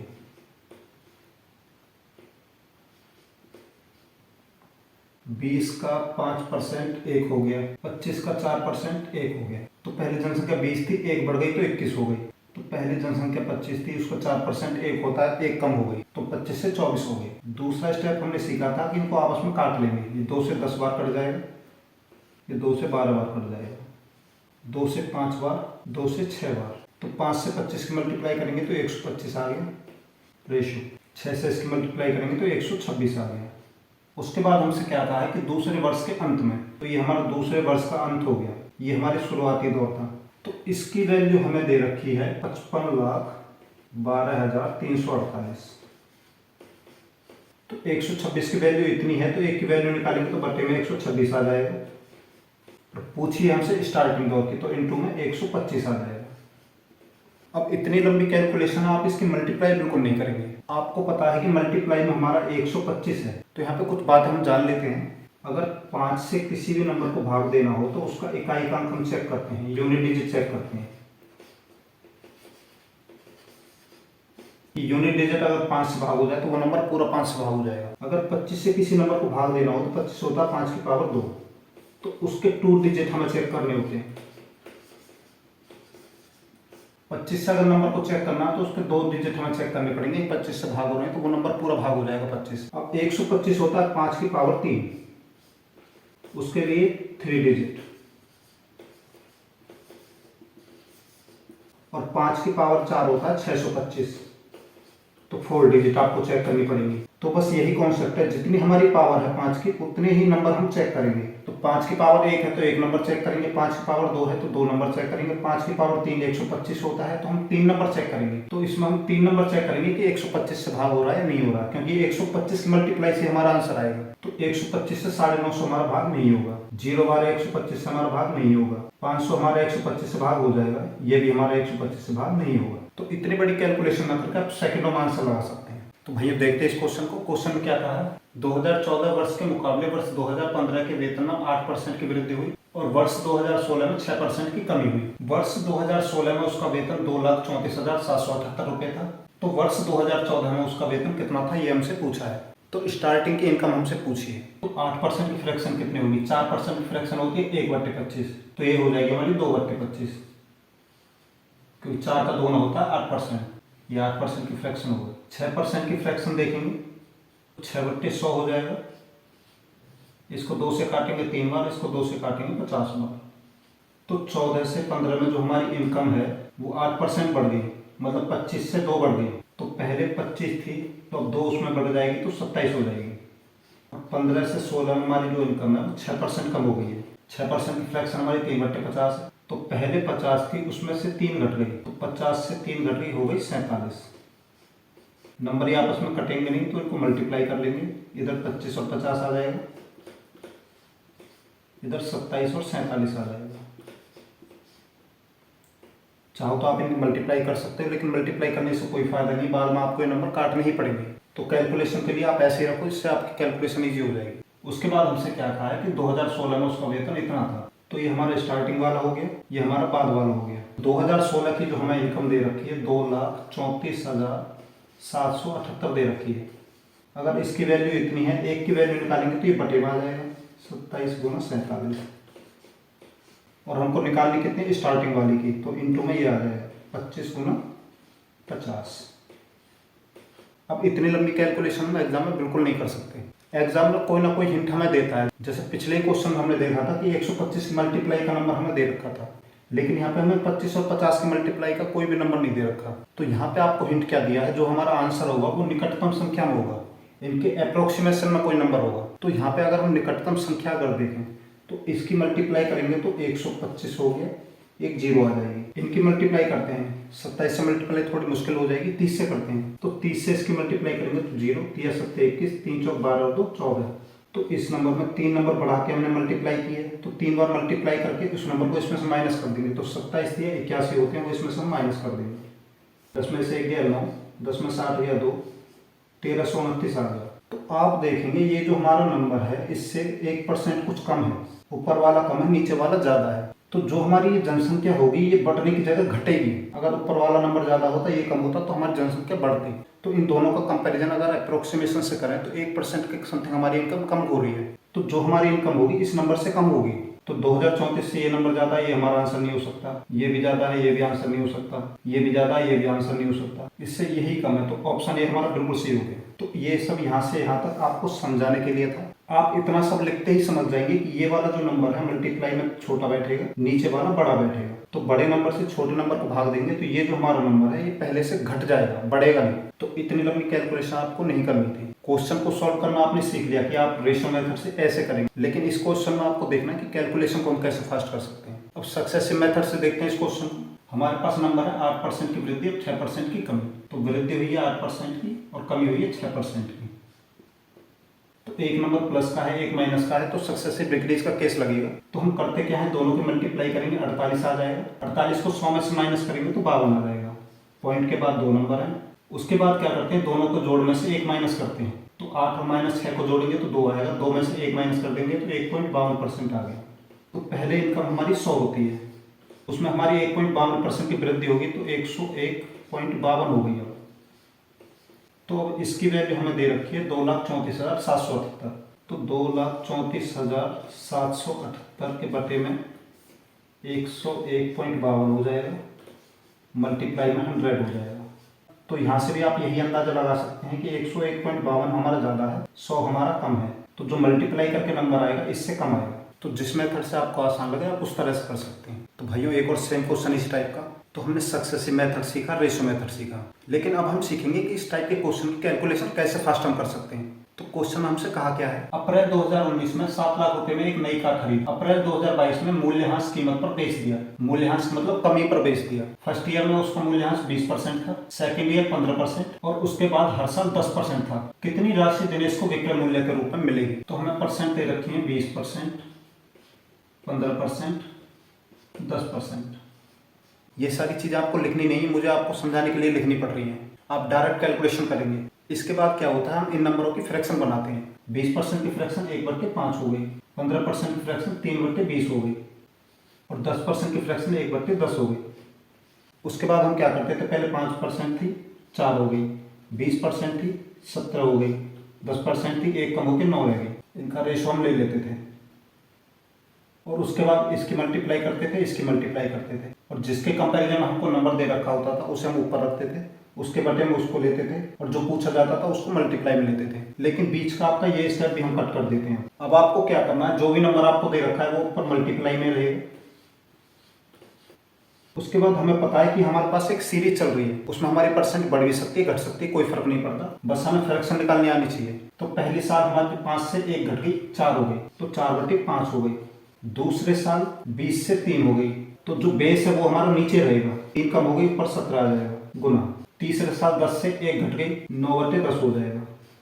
तो ये स्टेप आपका बिल्कुल यहाँ से कट हो गया, डायरेक्ट आप इसको यहाँ पे लिख देंगे। तो जो हमारा सीरीज का कॉन्सेप्ट होता है उसमें जो हमारा कंपैरिजन वाला नंबर होता है पहले उसे लिखेंगे, फिर जो हमारी फ्रैक्शन है उनको लिख देंगे। यहाँ पे बढ़ भी सकती हैं घट भी सकती हैं, डायरेक्ट लिख देंगे, कोई फर्क नहीं पड़ेगा। उसके बाद दूसरी चीज आपको सीखनी है कि एग्जामिनर कभी भी इतनी बड़ी कैलकुलेशन नहीं देगा कि आपको ज्यादा टाइम लगे। बस वो आपकी कैपेसिटी, आपकी क्षमता चेक कर रहा है कि इसकी कैलकुलेशन कितनी फास्ट है, इसके कॉन्सेप्ट कितने क्लियर है। तो आप चाहो तो इनसे इनको कट करके भी इनकी मल्टीप्लाई निकाल सकते हो, लेकिन हमें पता है कि हमारे पास नंबर है 9, तो कोई भी आंसर हमारा दशमलव में नहीं है, इसका मतलब पूरा कट के आया है। तो जो भी हमारा नंबर होगा वो 9 की मल्टीप्लाई से आ रहा होगा। यहाँ तो हमारी कैलकुलेशन ईजी है, 0 0 0 इससे कट जाएगा। लेकिन 7 लाख की जगह अगर नंबर थोड़ा मुश्किल आ जाए तो हम क्या करेंगे? हमें पता है कि 9 का डिविजिबिलिटी रूल हम लगा लेंगे। 9 का डिविजिबिलिटी रूल क्या है कि नंबर का सम 9 से भाग होना चाहिए। 4 और 2 6 और 8 14 4 18 18 9 से भाग हो जाएगा, ये नंबर 9 से भाग हो जाएगा। इनको चेक करते हैं। 4 6 10 और 8 18, 4 एक्स्ट्रा बच जाएगा, ये नहीं होगा। 4 और 2 6 और 6 12 और 8 20, ये भी नहीं होगा। 5 और 4 9, 8 और 2 10, ये भी नहीं होगा। तो इस तरह से हम कैलकुलेशन फास्ट कर सकते हैं। तो ऐसे सीरीज में कितनी परसेंट दे रखी हूँ, जो भी कंपैरिजन का नंबर आपको दे रखा हो पहले उसे लिखेंगे, फिर आपको जो भी परसेंट दे रखी है फ्रैक्शन की फॉर्म में उसकी मल्टीप्लाई कर लेंगे। तो इस तरह से अगर आप कैलकुलेशन करेंगे तो इससे हमारा समय भी बचेगा और कैलकुलेशन में भी गलती नहीं होगी। तो भाइयों, सीरीज कॉन्सेप्ट का एक और क्वेश्चन आपके सामने CHSL मेंस में क्वेश्चन आया हुआ है। क्वेश्चन में कहा क्या आंसर? एक शहर की वार्षिक वृद्धि 2% है। यदि वर्ष 2020 में इसकी जनसंख्या 1,50,000 थी तो 2023 में जनसंख्या कितनी होगी? तो 2020 से 2023 तक यहाँ पे जनसंख्या वृद्धि हो रही है 2% के हिसाब से। 2% की फ्रैक्शन होती है हमारी 2/100। हमने क्या सीखा था? अगर सीरीज से कोई चीज बढ़ रही है या घट रही है तो हम क्या करते हैं, जो आपको कंपैरिजन की वैल्यू दे रखी है उसे लिखेंगे 1,50,000 इंटू जो भी फ्रैक्शन आपको दे रखे हैं उसकी इसमें मल्टीप्लाई कर देंगे, बढ़ा या घटा के। आपसे कहा है कि 2% की वृद्धि हुई है, 100 पे 2% की वृद्धि 2 की वृद्धि हुई, तो वृद्धि कितने पे हुई? 100 पे। तो 100 हमारा नीचे आएगा हमेशा, 102 ऊपर आ जाएगा। 100 पे 2 की वृद्धि होगी इंटू फिर अगले साल 2 की वृद्धि होगी 100 पे, उसके बाद फिर से एक बार 2% की वृद्धि होगी। तो 2020 से 2023 तक 3 बार ये वृद्धि होगी। तो अब हम देखेंगे हमारा जो आंसर है अप्रोक्सीमेशन में दे रखे हैं। तो हमारा आंसर अगर अप्रोक्सीमेशन में नहीं होता तो आंसर हमारा ऐसा आता जो 15 का मल्टीपल होता, या 2 दूनी 4 दूनी 8 का मल्टीपल होता, तो हमारी कैलकुलेशन इजी हो जाती। तो अप्रोक्सीमेशन में तो हमें इसे सॉल्व ही करना पड़ेगा। 2 0 2 0, 4 0 से 4 0 कट लेंगे, तो यहाँ पे हमारे पास 15 बचा, मल्टीप्लाई 102 का क्यूब निकालेंगे, बटे में 100 हो गया। अब एग्जाम में हमारे पास इतना टाइम नहीं होता कि 102 की 3 बार हम मल्टीप्लाई करके देखें। तो 102 का क्यूब हम सेकंडों में निकाल सकते हैं। तो देखते हैं किसी भी नंबर का क्यूब हम कैसे निकाल सकते हैं। तो हमारे पास नंबर है 102, इसका क्यूब हमें निकालना है। सबसे पहले हमारा स्टेप होगा इस नंबर को 2 पार्ट में तोड़ लेना है। 2 और 10 में हमने इस नंबर को तोड़ लिया। उसके बाद दूसरा स्टेप होता है इस नंबर का क्यूब निकालेंगे। तो 2 का क्यूब हो गया 8। इस नंबर को हम 3 नंबरों में लिखेंगे, तो सिंगल डिजिट है तो उससे आगे हमने 2 जीरो लगाने। इसके बाद हम इसका क्यूब निकाल लेंगे, तो 10 का क्यूब हो गया 1000। तो उसके बाद इस नंबर के स्क्वायर को इस और इस नंबर के साथ मल्टीप्लाई कर देंगे। तो 2 का स्क्वायर हो गया 4, 4 के 12, 12 को 10 से मल्टीप्लाई करेंगे तो 120 हो जाएगा। तो एक अंक छोड़ के उसे लिख देंगे। उसके बाद इस नंबर का स्क्वायर करेंगे और इन दोनों में मल्टीप्लाई करेंगे। तो 10 का स्क्वायर 100 हो गया, 3 दूनी 6, 100 को 6 से मल्टीप्लाई करेंगे तो 600 हो गया। अब 2 नंबर छोड़ के उसे लिख देंगे, तो 600 लिख देंगे। अब इनको जोड़ देंगे, हमारा आंसर आ गया 8 0 2 1 6 10। तो हमने क्या किया, इस नंबर को 2 पार्ट में तोड़ लिया। पहले इसका क्यूब लिखा 3 नंबरों में। अगर सिंगल डिजिट आ रही है तो उससे पहले 2 जीरो लगा लेंगे। अगर मल्टीप्लाई करने के बाद ये 3 से ज्यादा नंबर बैठते तो जो यहाँ पे नंबर है वो इसमें आगे जुड़ जाता। उसके बाद दूसरा स्टेप, इसका भी हमने क्यूब निकाल लिया। उसके बाद हमने क्या किया, इसका स्क्वायर निकाला, 4 हो गया, उसकी इससे भी मल्टीप्लाई की, 10 से भी मल्टीप्लाई की, 4 तिया 12, 12 की 10 से मल्टीप्लाई की, 120 आ गया। एक नंबर छोड़ के हमने 120 लिखा। उसके बाद दूसरे नंबर का स्क्वायर निकाला, तो 100 को हमने 2 और 3 से मल्टीप्लाई किया तो 600 आ गया। लेकिन 600 को 2 स्टेप छोड़ के लिखना है। पहले नंबर को 1 स्टेप छोड़ के लिखना है, दूसरे नंबर को 2 स्टेप छोड़ के लिखना है। उसके बाद इनको जोड़ देंगे, हमारा आंसर आ जाएगा। तो हमारी जो कैलकुलेशन आई है इसमें हमें 15 की मल्टीप्लाई करनी है। तो 15 8 120 हो गया, 20 लिख देंगे, एक हासिल चला जाएगा। 15 दूनी 30 और 1 31, हासिल 3 जाएगा। 15 कम 15 और 3 18, हासिल 1 जाएगा। 15 छिक्के 90 और 1 91 हो गया। 15 एकम 15। तो इसके करीब कौन सा नंबर हमारा बैठ रहा है? 15 91 81, 15 90, 15 80, 15 87, 15 91 81। तो ऑप्शन डी हमारा बिल्कुल सही हो गया, क्योंकि पहले ही हमसे बोला है कि नंबर हमारा अप्रोक्सीमेशन में है, तो इसका ये निकटतम मान है। तो मेथड आपको आ गया, आपको कैलकुलेशन फास्ट करनी है। और कैलकुलेशन फास्ट करने को आपको अलग अलग तरीके से सोचना पड़ेगा, और ये सारा काम होगा प्रैक्टिस से। तो आपको 2 चीजों पे ध्यान देना है, एक तो क्वेश्चन किस मेथड से होगा और दूसरा उसकी कैलकुलेशन कैसे फास्ट होगी। तो भाइयों, एक क्वेश्चन और इसी टाइप का क्वेश्चन क्या कहा है हमसे, एक शहर की वार्षिक दर में पहले साल 8% की कमी, दूसरे साल 5% की वृद्धि। तो जनसंख्या अगर 80,000 है तो दूसरे साल के अंत में जनसंख्या कितनी है, ये हमसे पूछा है। तो हमने क्या जाना था, अगर सीरीज का कॉन्सेप्ट हो, नंबर हमारा कंपैरिजन दे रखा हो, तो नंबर को लिख लेंगे पहले, 80,000 हो गए। उसके बाद बोला है कि फर्स्ट ईयर 8% की कमी हुई, तो 100 पे 8 की कमी हुई 92। बटे 100 हो गया, इंटू दूसरे साल 5% की वृद्धि, तो 5% की फ्रैक्शन होती है 1/20, तो 20 पे 1 की वृद्धि हुई तो 21/20 होगी। यहाँ पे आपको एक छोटी चीज याद रखनी पड़ेगी, अगर हमें नंबर का कंपैरिजन दूसरे साल के नंबरों से दे रखा है तो दूसरे साल के नंबर ऊपर आएंगे। अगर यही कंपैरिजन हमें इस वाले नंबर से दे रखा होगा तो ये वाले नंबर ऊपर आएंगे, ये नीचे आ जाएंगे। तो फ्रैक्शन हमारे पास 8% और 5% थी, तो पहले जनसंख्या 100 थी, उस पर 8 की कमी होगी तो वो होगी 92। 5% फ्रैक्शन निकालेंगे, पहले 20 थी, 1 बढ़ गई 21 हो गई, तो इनकी मल्टीप्लाई करके आएगा 92 गुना 21, इनकी मल्टीप्लाई करके आएगा 100 गुना 20। तो ये हमारी पहले की जनसंख्या हो गई, ये बाद की जनसंख्या हो गई।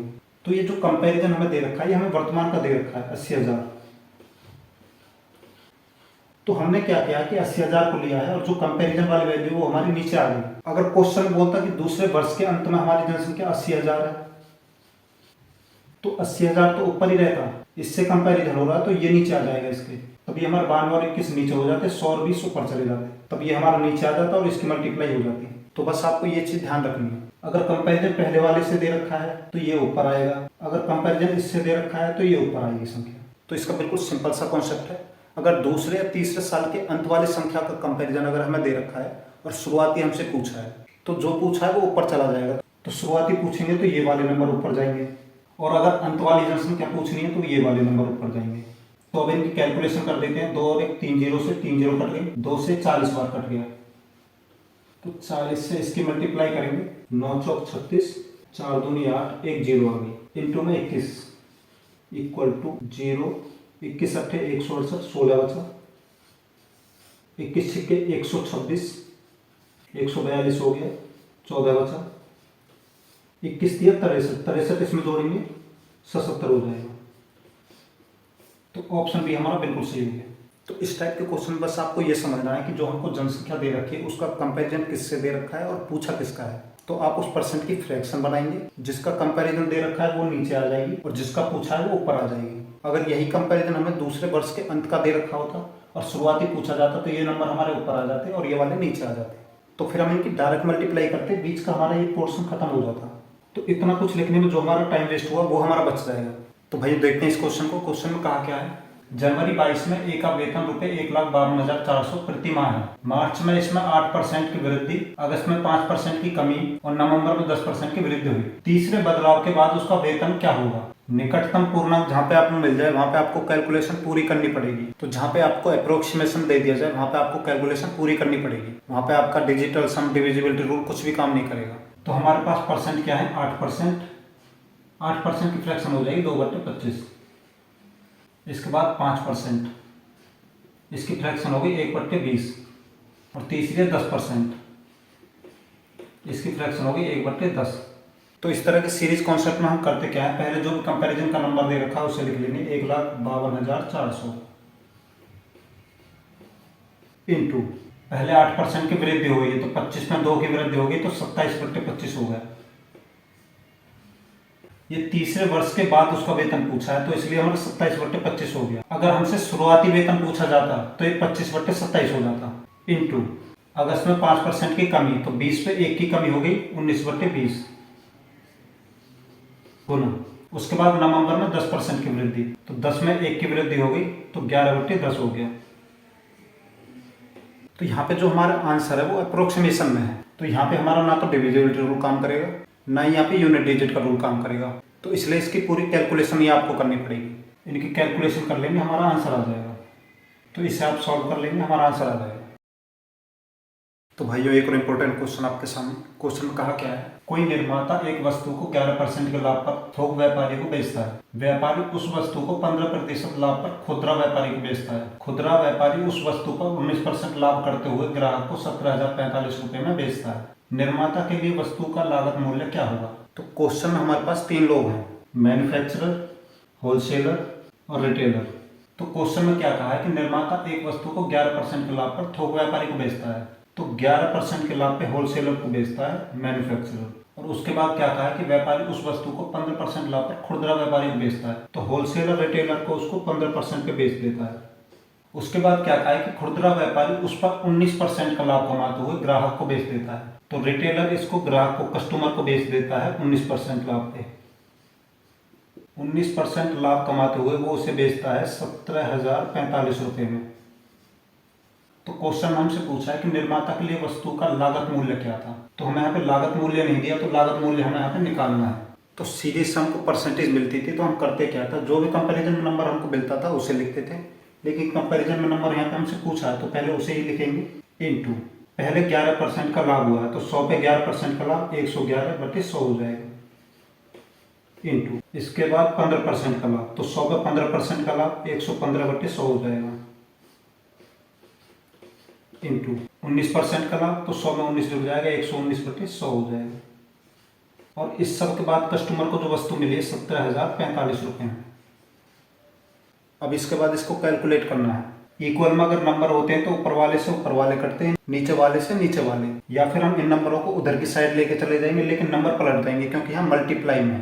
तो इसको ऐसे भी लिख सकते हैं, x = 17,045 गुना 100 गुना 100 गुना 100।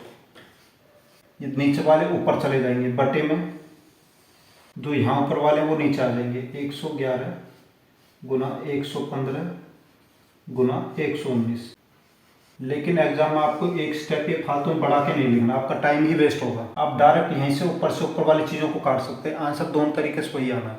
ये आपको पता है 5 से कट जाएगा, 5 × 15, 5 × 4 = 20, 0, 5 × 9 = 45, 5 से इसे काटेंगे 23 बार, 7 से इसे काटेंगे 7 × 7 = 7 × 7 = 49, 7 से इसे काटेंगे 7 × 4 = 28, 7 × 8 = 56, 7 × 7 = 49। तो होगा क्या, इन सब की मल्टीप्लाई होगी और ये ऊपर चले जाएंगे। तो ऊपर हमारा 4, 8, 7, 2 0, फिर 2 0, फिर 2 0, और बटे में हमारा 111 गुना 23 गुना 17 आ जाएगा। तो इनके आपस में मल्टीप्लाई कर लेते हैं, 17 × 51 हासिल 5, 17 दूनी 34 और 5, तो 391 को 111 से मल्टीप्लाई करना, 391 111 से मल्टीप्लाई, 391 हो गया, फिर 391 हो गया, फिर 391 हो गया, 1 0, 9 3 12 1 13 और 1 14, 12 और 1 13 4। तो इन सब की मल्टीप्लाई करके हमारा आया है 43,401।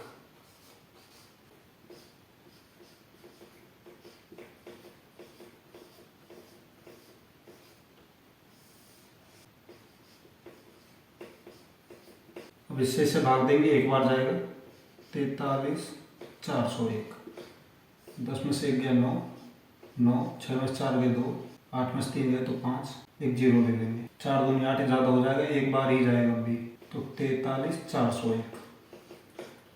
तो 11 से हमारा एक ही आंसर आ रहा है, ऑप्शन सी हमारा बिल्कुल सही हो जाएगा। अगर 11 वाली और ऑप्शन होते तो इसको आगे भाग हम करके देखते, लेकिन हमारा यही आंसर हो जाएगा। तो इससे आगे आपको कैलकुलेशन करने की ज़रूरत नहीं है। तो क्वेश्चन ज़्यादा मुश्किल नहीं है, लेकिन कैलकुलेटेड नंबर ज़्यादा दे दिए, तो इसमें आपका थोड़ा सा टाइम कैलकुलेशन में ज़्यादा लगेगा, और आपको पूरी कैलकुलेशन नहीं करनी है। आपको पता चल गया 11,000 वाला आंसर आएगा तो आप डायरेक्ट टिक करेंगे, या आपको 11 वाले ही 2-3 मिल रहे होते ऑप्शन तो हम आगे इसको करते। और दूसरी चीज़ आपको ये समझनी है, यहाँ पे जितने भी हमें लाभ दे रखे हैं 100 पे ही कोई लाभ होता है, तो 100 पे 11% का लाभ 111 हो गया, 100 पे 15% का लाभ मतलब 15% फालतू मिल रहा है, 115 मिलेगा 100 पे, 19% का लाभ 100 पे 19 एक्स्ट्रा मिल रहा है तो 119 मिलेगा 100 पे। और यहीं पे अगर हानि दी होती तो 100 में से उस नंबर को घटा के लिखते, अगर 15% की हानि होती तो 85/100 लिखते, 100 में से 15 माइनस करके लिखते। अगर लाभ दे रखा है तो 100 में ऐड करके लिखेंगे 111, 100 में ऐड करके लिखेंगे 115, 100 में ऐड करके लिखेंगे 119। अगर यहीं पे 11% लॉस दे रखा होता तो 100 में से 11 माइनस करके लिखते, तो 89/100 हो जाता, 85/100 हो जाता, 81/100 हो जाता। और दूसरा आपको कैलकुलेशन का ध्यान रखना है। तो भाइयों एक क्वेश्चन और इसी टाइप का। तो क्वेश्चन हमसे कहा क्या है, 1 ग्राम के सोने के सिक्के के मूल्य में सोमवार को इसके प्रारंभिक मूल्य पर 10% की कमी होती है, मंगलवार को 20% की वृद्धि होती है, और बुधवार को 8% की वृद्धि होती है, गुरुवार को 5% की वृद्धि होती है। यदि गुरुवार को अंतिम मूल्य रुपये 5511.24 था, तो सोमवार को 1 ग्राम सोने के सिक्के का प्रारंभिक मूल्य कितना था। तो पिछला ही कॉन्सेप्ट है बिल्कुल, यहाँ भी हमको प्रारंभिक मूल्य नहीं पता तो उसको हम x मान लेंगे।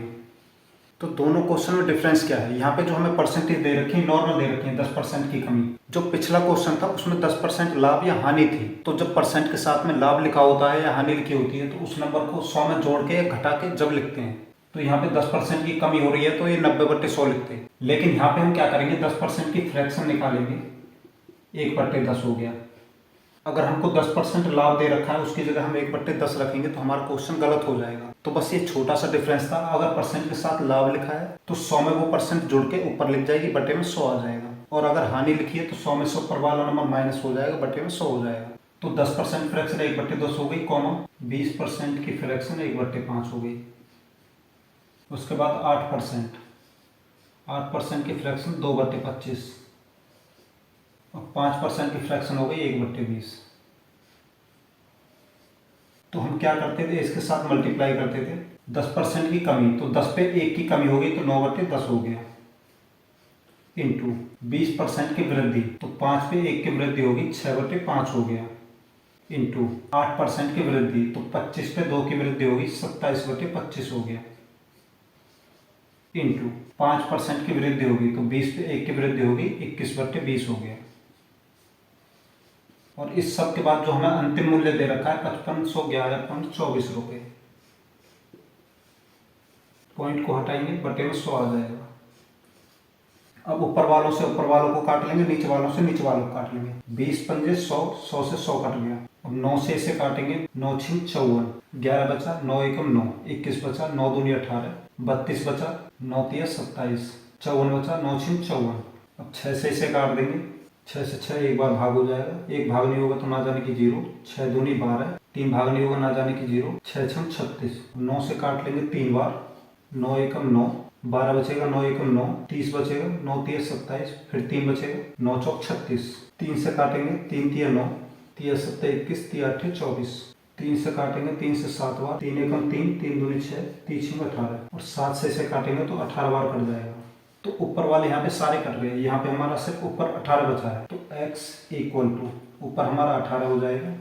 ये जो नीचे वाले नंबर है ऊपर मल्टीप्लाई में चले जाएंगे, इंटू 10 गुना 25, तो 25 अट्ठे 200 हो गए, 20 बचे आंसर के, 25 एकम 25 और 20 45, एक 0। तो ऑप्शन ए हमारा बिल्कुल सही हो गया।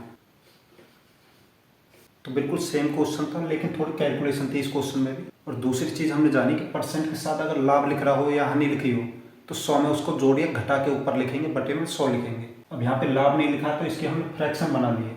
अगर इसके साथ लाभ लिखा होता और 10% की कमी होती तो 90/100 हम इसे लिखते, तब हम इसे 1/10 नहीं लिखते, हमारा आंसर गलत हो जाता।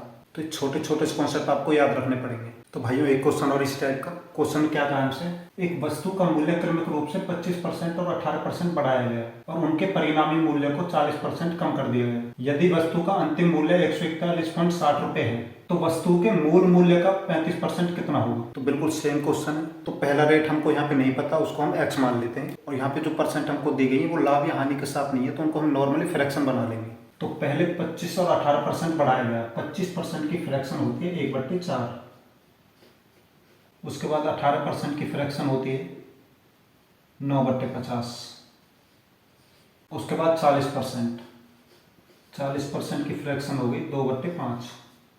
तो ओरिजिनल वैल्यू हमें पता नहीं है, मूल मूल्य हमें पता नहीं है, तो उसको हम x मान लेते हैं। x इंटू 25% और 18% बढ़ाया गया तो 4 में 1 की वृद्धि 5/4 हो गया, इंटू 50 में 9 की वृद्धि 59/50 हो गया। उसके बाद 40% की कमी तो 5 पे 2 की कमी 3/5 हो गया। और इन सब के बाद जो अंतिम मूल्य हमें दे रखा है 141.60 दे रखा है, पॉइंट हटाएंगे, बटे में 100 आ जाएगा। एक 0 से एक 0 कट गई, इस 0 से ये 0 कट गई, 3 से इसे काटेंगे, 3 चौके 12, 3 7 21, 3 दूनी 6, 59 से इसे काटेंगे, 8 बार कट जाएगा। ये नीचे वाले 5 से ऊपर वाला 5 कट जाएगा। तो x इक्वल टू यहाँ पे हमारा 8 बचा, ये नीचे वाले 4 और 5 ऊपर चले जाएंगे, इंटू 4 और 5 हो जाएंगे। तो 5 चौके 20 हो गया, 20 अट्ठे 160 हो गया, x की वैल्यू 160 आ गई। लेकिन हमसे क्या पूछा है, मूल मूल्य का 35%। तो मूल हमारी ओरिजिनल वैल्यू 160 आ गई, इसका 35% हमसे पूछा है, तो 35/100 हो जाएगा। 0 से 0 कट गई, 5 से 7 बार कट गया, 2 बार कट गया, 2 से 8 बार कट गया, तो x इक्वल टू 8 सत्तू 56 हो गया। तो ऑप्शन बी हमारा बिल्कुल सही हो गया। परसेंट के साथ हमको लाभ नहीं दिया तो हम नॉर्मल उनके फ्रैक्शन बना लेंगे। अगर लाभ दिया होता तो 100 में इसको जोड़ते ऊपर लिखते, बटे में 100 आ जाता। और यहाँ पे कमी दे रखी है तो 100 में से 40 को घटाते 60 बटे 100 आता। अगर लाभ या हानि दे रखी होती, यहाँ पे नॉर्मल परसेंटेज है तो उनकी नॉर्मल फ्रैक्शन बना लेंगे। ओरिजिनल वैल्यू हमें नहीं पता, उसको x मान लेंगे। लास्ट वैल्यू हमें दे रखी है, इक्वल में रख लेंगे उसे। तो हमने पहले x की ओरिजिनल वैल्यू निकाली, 160 आ गई। उसके बाद बोला है कि मूल मूल्य का 35%। तो जो मूल वैल्यू आई है उसका 35%, 35 बटे 100 हो गया। इनको कैलकुलेट करेंगे, 56 रुपये हमारा आंसर आ जाएगा।